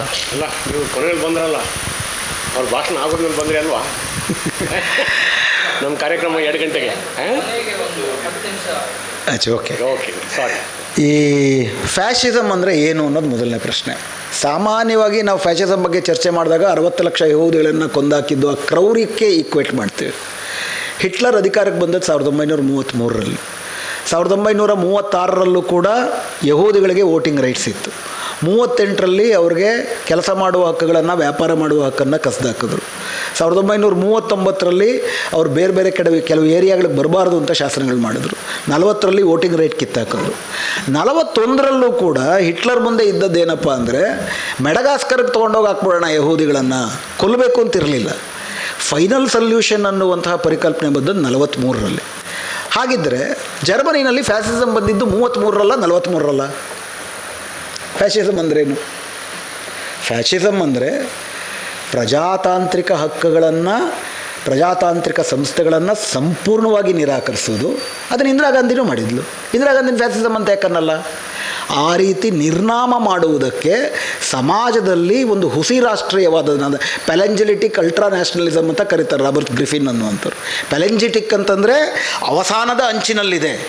ನಮಗೆ ಇಂಥ ದೊಡ್ಡ ಗ್ಲೋರಿ ಇತ್ತು, ಹಿಂದಿನ ಸರ್ಕಾರಗಳು ಅವಸಾನದ ಅಂಚಿಗೆ ತಂದುಬಿಟ್ರು, ನಾನು ಅದನ್ನು ಪುನರುತ್ಥಾನ ಮಾಡ್ತೀನಿ. ಅಲ್ಟ್ರಾ ನ್ಯಾಷನಲ್, ಪೆಲೆಂಜೆಟಿಕ್ ಅಲ್ಟ್ರಾ ನ್ಯಾಷನಲಿಸಮ್ ಅಂತ. ಅದಕ್ಕೆ ಅವನು ತಂದೇನು ಕರ್ಕೊಂಡವನು? ಥರ್ಡ್ ರೈಚ್ ಅಂತ ಕರ್ಕೊಂಡ. ಫಸ್ಟ್ ರೈಚು ಕ್ರಿಸ್ತಪೂರ್ವ ಇದರಿಂದ 800ರಿಂದ ಹಿಂದಿನ ವರ್ಷದ ತನಕ, ಈಗ ನನ್ನದು, ನಾನೀಗ ಜಗತ್ತನ್ನು ನಡೆಸ್ತೀನಿ. ಆ ಥರದ ಒಂದು ನಾನಿಲ್ಲ ಅಂದರೆ ಜಗತ್ತು ನಡೆಯೋದಿಲ್ಲ. ಪ್ರಜಾತಂತ್ರದಿಂದ ನಾವು ನಾಶ ಆಗಿದ್ದೀವಿ ರಾಷ್ಟ್ರೀಯತೆಯಾಗಿ. ಇವೆಲ್ಲವೂ ಕೂಡ ನಿರಾಕರಣೆ, ಲಿಬರಲಿಸಮ್ನ ಸಂಪೂರ್ಣ ನಿರಾಕರಣೆ. ಅದಕ್ಕೆ ಒಂದು ಉನ್ಮಾದದ ಮೂಲಕ ಜನರಲ್ಲಿ ಒಂದು ಸಾಮಾಜಿಕ ನೆಲೆಯನ್ನು ಪಡ್ಕೊಳ್ಳೋದು, ಇದು ತುಂಬ ಇಂಪಾರ್ಟೆಂಟ್. ಇನ್ಫ್ಯಾಕ್ಟ್ ಸ್ಟಾಂಟನ್ ಅಂತೇಳಿ ಒಬ್ಬರು ಪ್ರೊಫೆಸರ್ ಇದ್ದಾರೆ, ನೀವು ಸಾಧ್ಯ ಆದರೆ ಇದರಲ್ಲಿ ಓದಿ ಇಂಟರ್ನೆಟ್ಟಲ್ಲಿ. ಇನ್ಸ್ಟಿಟ್ಯೂಟ್ ಆಫ್ ಜಿನೋಸೈಡಲ್ ಸ್ಟಡೀಸ್ ಅಂತ ಅವ್ರು ಮಾಡಿದ್ದಾರೆ. ಇವರು 1996ರಲ್ಲಿ ರುವಾಂಡಾ ಗೊತ್ತು ನಿಮಗೆ? ರುವಾಂಡಾ ದೇಶದಲ್ಲಿ 3 ತಿಂಗಳಲ್ಲಿ 10 ಲಕ್ಷ ಟುಟ್ಸಿಗಳನ್ನು ಹುಟುಗಳು ಕೊಂದಾಕ್ಬಿಟ್ರು. ಅದನ್ನು ಆತ ಅಲ್ಲಿದ್ದ ಅಮೇರಿಕಾದ ರಾಯಭಾರಿ ಕಚೇರಿನಲ್ಲಿದ್ದ. ಆತ ಅಧ್ಯಯನ ಮಾಡ್ತಾನೆ. 10 ಲಕ್ಷ ಟುಟ್ಸಿಗಳನ್ನು ಕೊಂದಾಕಿದಾಗ ಸಮಾಜ ಏನು ಮಾಡ್ತಿತ್ತು? ಬುದ್ಧಿಜೀವಿ ಮಧ್ಯಮ ವರ್ಗ ಏನು ಮಾಡ್ತಿತ್ತು? ಬುದ್ಧಿಜೀವಿ ಮಧ್ಯಮ ವರ್ಗ ಎಂಜಾಯ್ ಮಾಡ್ತಿತ್ತು. ಯಾಕಂದರೆ ನಿಮ್ಮ ನೈತಿಕ ವಿಶ್ವಾಸದಿಂದ ಅವ್ರನ್ನ ಅನ್ಯ ಮಾಡಿಬಿಟ್ಟಿದ್ದೀರಿ. ನಿಮ್ಮ ಜೊತೆಗಿರೋರನ್ನ ನಿಮ್ಮ ನೈತಿಕ ವಿಷಯದಿಂದ ಅನ್ಯೀಕರಿಸುವುದು. ಅನ್ಯೀಕರಿಸಿದಾಗ ಏನಾಗುತ್ತೆ? ಅವರು ಪ್ರಾಣಿಗಳಾಗ್ತಾರೆ. ಈಗ ನನ್ನ ತಮ್ಮ, ನನ್ನ ಅಣ್ಣ ತಮ್ಮ ಅಂತಂದರೆ ನನಗೆ ಬಾಧೆ ಆಗುತ್ತೆ, ಅಲ್ಲೊಂದು ಭ್ರಾತೃತ್ವ ಇದ್ದಾಗ ಬಾಧೆ ಆಗುತ್ತೆ, ಕೊಂದ್ಬಿಟ್ರಲ್ಲ ಅಂತ. ಅವ್ರು ಕೊಲ್ಲೋದಕ್ಕೆ ಯೋಗ್ಯರೋ ಅನ್ನೋ ರೀತಿ ನನ್ನ ನೈತಿಕ ವಿಷಯದಿಂದ ಅವ್ರನ್ನ ಹೊರಗಿಟ್ಟಾಗ ಕೊಲೆಗಳಿಗೆ ನಾನು ಸಮರ್ಥಿಸ್ತೀನಿ. ಇದು ರಾತ್ರೋರಾತ್ರಿ ಆಗೋದಲ್ಲ. ಇದಕ್ಕೆ ಅವ್ರು ಏನು ಹೇಳ್ತಾರೆ? 10 ವಿವಿಧ ಬಗೆಯ ಪ್ರಕ್ರಿಯೆಗಳು ಏರ್ಪಡ್ತವೆ ಸಮಾಜದಲ್ಲಿ. 10 ಸ್ಟೇಜಸ್ ಹೆಂಗಾಗ್ತದೆ? ಮೊದಲು ಒಂದು ಗುಂಪನ್ನು ಐಡೆಂಟಿಫೈ ಮಾಡ್ತಾರೆ, ಐಡೆಂಟಿಫಿಕೇಷನ್. ಅವ್ರನ್ನ ನೀವು ಡಿಫೈನ್ ಮಾಡ್ತೀರಿ. ಮೋದಿ ಡಿಫೈನ್ ಮಾಡಲಿಲ್ವಾ? ಗಲಾಟೆ ಯಾರು ಮಾಡ್ತಾರೆ ಅಂತಂದರೆ ಅವರು ಟೋಪಿ ಹಾಕ್ಕೊಂಡಿರ್ತಾರೆ. ನೀವು ಡಿಫೈನ್ ಮಾಡ್ತೀರಾ ಯಾರವರು, ಅನ್ಯರು ಯಾರು ಅಂತ. ನಿಧಾನಕ್ಕೆ ಏನು ಮಾಡ್ತೀರಾ? ಅವ್ರ ವಿರುದ್ಧ ಒಂದು ಅಭಿಪ್ರಾಯವನ್ನು ರೂಪಿಸ್ತೀರ, ಪರ್ಸಿಕ್ಯೂಟ್ ಮಾಡ್ತೀರ, ಆರ್ಗನೈಸ್ ಮಾಡ್ತೀರಾ ಇಡೀ ಸಮಾಜವನ್ನು ಅವ್ರ ವಿರುದ್ಧಿಗೆ. ಕೊನೆಗೇನು ಮಾಡ್ತೀರಾ? ಅವ್ರಿಗೆ ನರಮೇಧ ಮಾಡ್ತೀರಾ. 10ನೇದು ಮಾಡೇ ಇಲ್ಲ ಅಂತ ಹೇಳ್ತೀರ. ಈ 10 ಹಂತಗಳಲ್ಲಿ ಸಮಾಜ ನರಮೇಧಕ್ಕೆ ಸಿದ್ಧವಾಗುತ್ತೆ. ಅದು ರಾತ್ರೋರಾತ್ರಿ ನಡೆಯಲ್ಲ. ಈಗ ನಮ್ಮ ದೇಶ ಅಂತಿಮವಾಗಿ 60 ಲಕ್ಷ ಯಹೂದಿಗಳನ್ನ ಕೊಂದದ್ದು. ಅದರ ಪ್ರಾರಂಭ ಆಗಿದ್ದು ತುಂಬ ಹಿಂದೆನೇ ಆಗಿತ್ತು. ನಮ್ಮ ದೇಶದಲ್ಲಿ ಎಂದಿನ ಥರ ಲಕ್ಷಾಂತರ ಮುಸ್ಲಿಮರ ಕೊಲೆ ಆಗದೇ ಇರ್ಬೋದು, ಲಕ್ಷಾಂತರ ದಲಿತರ ಕೊಲೆ ಆಗದೇ ಇರ್ಬೋದು. ಆದರೆ ಅದೇ ಇನ್ಸ್ಟಿಟ್ಯೂಟ್ ಏನು ಹೇಳುತ್ತಪ್ಪ ಅಂದರೆ, ಅವರು 3 ಥರ ಡಿವೈಡ್ ಮಾಡ್ತಾರೆ ಜಗತ್ತನ್ನು. ಜಿನೋಸೈಡ್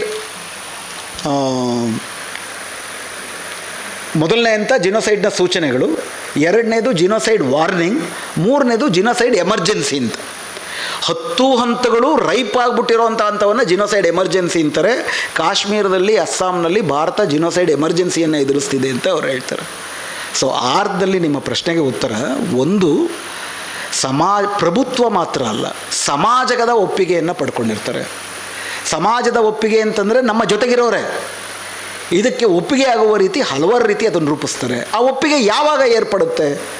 ನಮ್ಮ ದೇಶದಲ್ಲೂ ಕೂಡ 1984ರಲ್ಲಿ 7%, ಈ ಅವಧಿನಲ್ಲಿ ಹೆಂಗೆ 36% ಆಯಿತು? ನೀವು ಹೇಳಿದಂತೆ ನವ ಉದಾರವಾದಿ ಯುಗ ಇದು. ನಿಮ್ಮ ಎಲ್ಲ ದೇವರುಗಳು ಕೂಡ ಕೈ ಕೊಟ್ಟಿದ್ದಾರೆ. ನಿಮ್ಮ ಲಿಬರಲ್ ಡೆಮಾಕ್ರಸಿ ಕೈ ಕೊಟ್ಟಿದೆ, ನಿಮ್ಮ ಕಾನ್ಸ್ಟಿಟ್ಯೂಷನ್ ಕೈ ಕೊಟ್ಟಿದೆ, ಹಳೆ ದೇವರುಗಳು ಕೈ ಕೊಟ್ಟಿದ್ದಾರೆ, ಹೊಸ ದೇವರುಗಳು ಹುಟ್ಟಿಲ್ಲ. ಸಂಕ್ರಮಣ ಕಾಲದ ಸ್ಥಿತಿನಲ್ಲಿ ಬೂತುಗಳು ಎದ್ದೆದ್ದು ಕುಣಿತವೆ. ಅದನ್ನೇ ಗ್ರಾಮ್ಶಿ ಹೇಳೋದು. What is crisis? ಹಳೆಯದರು ಹಾಳಾಗೋಗಿದೆ, ಹೊಸದ್ರ ಬಗ್ಗೆ ವಿಶ್ವಾಸ ಇಲ್ಲ. ಈ ಸಂಕ್ರಮಣ ಕಾಲಘಟ್ಟದಲ್ಲಿ ಎಲ್ಲ ಬೂತುಗಳು ಎದ್ದೆದ್ದು ಕುಣಿತವೆ, ಬೂತುಗಳು ಎದ್ದೆದ್ದು ಕುಣಿತಾ ಇದ್ದಾರೆ. ಇದನ್ನ ಹೆಂಗೆ ನಿವಾರಿಸೋಕ್ಕೆ ಸಾಧ್ಯ? ಕಾಂಕ್ರೀಟ್ ಆದ ಮತ್ತು ದೀರ್ಘಕಾಲೀನವಾದಂಥ ಪರಿಹಾರವನ್ನು, ಸಾಧುವಾದ ಸಾಧ್ಯವಾದ ಪರ್ಯಾಯವನ್ನು ಮುಂದಿಡ್ತಾ ಸಂಘಟಿಸೋದ್ರಿಂದ ಮಾತ್ರ ಸಾಧ್ಯ. ನವ ಉದಾರವಾದವನ್ನು ಹುಟ್ಟಾಕಿದ್ದಾರೆ. ನವ ಉದಾರವಾದ ಒಂದು ಬಿಕ್ಕಟ್ಟು ಹುಟ್ಟಾಕಿದೆ. ಈಗ ನಾನು ಆಗಲೇ ಹೇಳಿದಾಗೆ ನಮ್ಮ ದೇಶದ GDP 360 ಕೋಟಿ. ಅದರಲ್ಲಿ 100 ಲಕ್ಷ ಕೋಟಿ, 360 ಲಕ್ಷ ಕೋಟಿ, 100 ಲಕ್ಷ ಕೋಟಿ 284 ಜನರ ಹತ್ರ. ನಮ್ಮ ಇಡೀ ಎಕನಾಮಿಕ್ ಪ್ರೋಗ್ರೆಸ್ ಅಂತ ಏನು ಕರಿತಿದ್ವಿ, ಅದು K shaped economic progress. K ಅಂದರೆ ಮೊದಲೇನಾದ್ರು, ಯು ಅಂದರೆ ಇಡೀ ಸಮಾಜ ಕುಸಿದಿರುತ್ತೆ ಮತ್ತು ಇಡೀ ಸಮಾಜ ಮೇಲೆ ಇರುತ್ತೆ. ವಿ ಅಂದರೆ ತೀವ್ರವಾಗಿ ಕುಸಿಯುತ್ತೆ, ತೀವ್ರವಾಗಿ ಇರುತ್ತೆ. ನಮ್ಮದು ಕೆ ಶೇಪ್ಡ್ ಎಕನಾಮಿಕ್ ಗ್ರೋತ್. ಒಂದು ಭಾಗ ಏರ್ತಾ ಇದೆ, ಇನ್ನೊಂದು ಭಾಗ ಪಾತಾಳಕ್ಕೆ ಇಳಿತಾ ಇದೆ. ಏನು ಇತ್ತೀಚೆಗೆ ಒಂದು ಅಧ್ಯಯನ ಮಾಡಿದವರು ಏನು ಹೇಳ್ತಾರೆ, ಏಕಕಾಲದಲ್ಲಿ ನಾವು 3 ಭಾರತಗಳಿದ್ದಾವೆ. ಒಂದು ಅಮೇರಿಕಾದ Bharat, 15% middle class, upper middle class ಜನ. ನೀವೇನು ಗ್ರೋತ್ ಅಂತ ನೋಡ್ತೀರಿ, ನಿಮ್ಮ ಮ್ಯಾನುಫ್ಯಾಕ್ಚರಿಂಗು, ನಿಮ್ಮ ಇನ್ಫ್ರಾಸ್ಟ್ರಕ್ಚರು, ನಿಮ್ಮ ವಿಮಾನಗಳು, ಯಾವುದೋ 250 ವಿಮಾನಗಳು ಮಾಡ್ತಾರಲ್ಲ, ಯಾರು ಹಾರ್ತಾರೆ? ನಾನು ಹರ್ಕಲ್ ಚಡ್ಡಿ ಹಾಕೊಂಡಿದ್ದೀನಿ, ಬಸ್ ಚಾರ್ಜ್ ಕಾಸಿಲ್ಲ, ವಿಮಾನ ನಮ್ಮೂರಲ್ಲಿದೆ ಅಂತ ಅಂದ್ಬಿಟ್ಟು ಖುಷಿ ಬಿಡಬೇಕು. ನಾನು ನಮ್ಮೂರಿಗೊಂದು ವಿಮಾನ ಬಂದಿದೆ ಗೊತ್ತಾ ಅಂತೇಳಿ, ನನಗೆ ಹರ್ಕಲ್ ಚಡ್ಡಿ ನಂದು. ಅಂದರೆ ಈ ರೀತಿಯಾಗಿ 15% ಜನರು, 15% is a quite a good number. ಯುರೋಪಿನ ದೇಶಗಳಿಗೆ ಹೋಲಿಸಿದ್ರೆ ಅದು 2 ಯುರೋಪ್ ದೇಶ ಆಗೋಗುತ್ತೆ.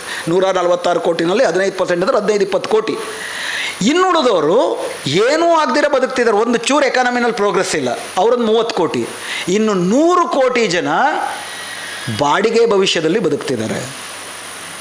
ನಮ್ಮ ದೇಶದ ಬಡತವ್ರ ಬಗ್ಗೆ ಏನು ಹೇಳ್ತಾರೆ, ಮಿಡ್ಲ್ ಕ್ಲಾಸ್ ಬಗ್ಗೆ ಏನು ಹೇಳ್ತಾರೆ, 1 shock away from poverty line. 1 shock ಅವೇ.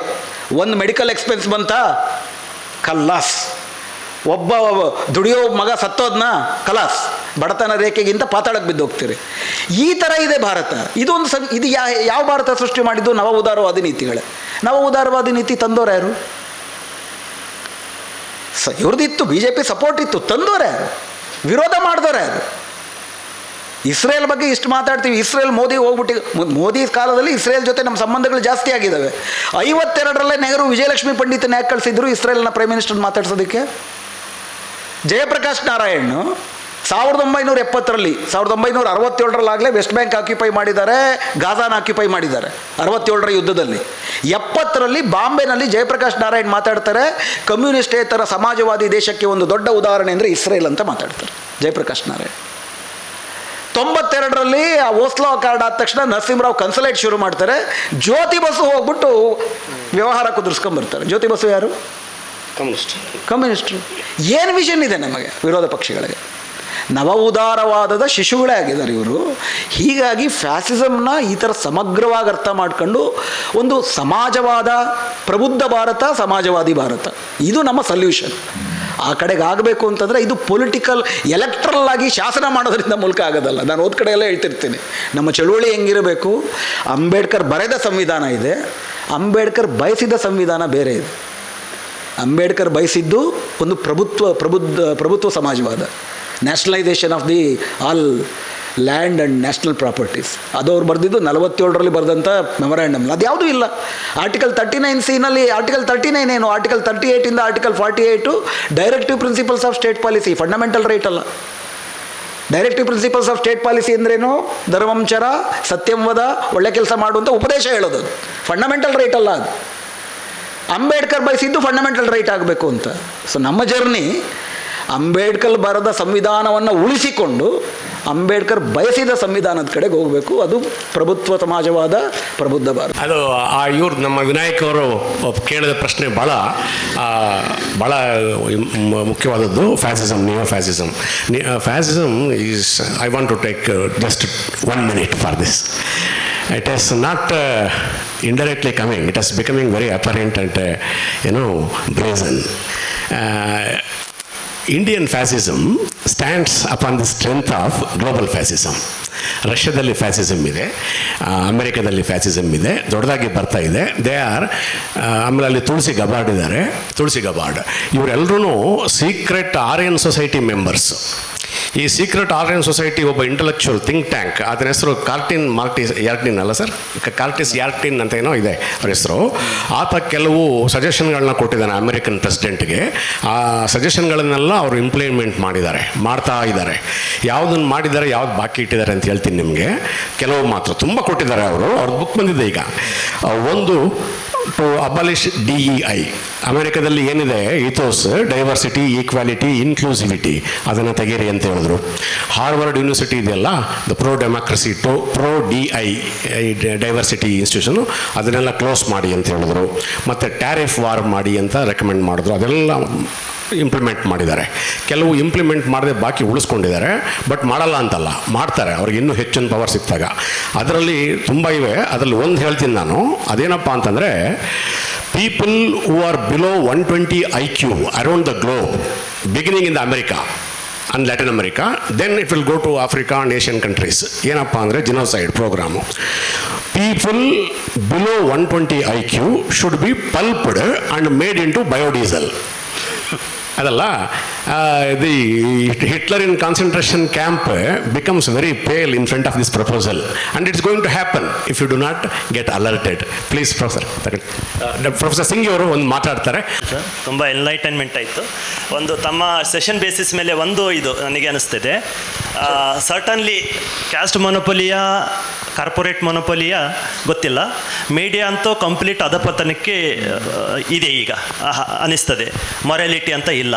ಅದಕ್ಕೆ ತಾವು ಸೂಚಿಸಿರುವ ಸೂತ್ರಗಳೇನು ಬುದ್ಧನ ಸೂತ್ರ ಹೇಳಿದ್ರಿ, ಏನು ಯಾವುದು ಪ್ರಜ್ಞಾ, ಶೀಲ, ಪ್ರಜ್ಞಾ, ಮತ್ತೆ ಕರುಣಾ ಮತ್ತು ಮೈತ್ರಿ ಅಂತ ಹೇಳಿದ್ರಲ್ಲ ಸರ್.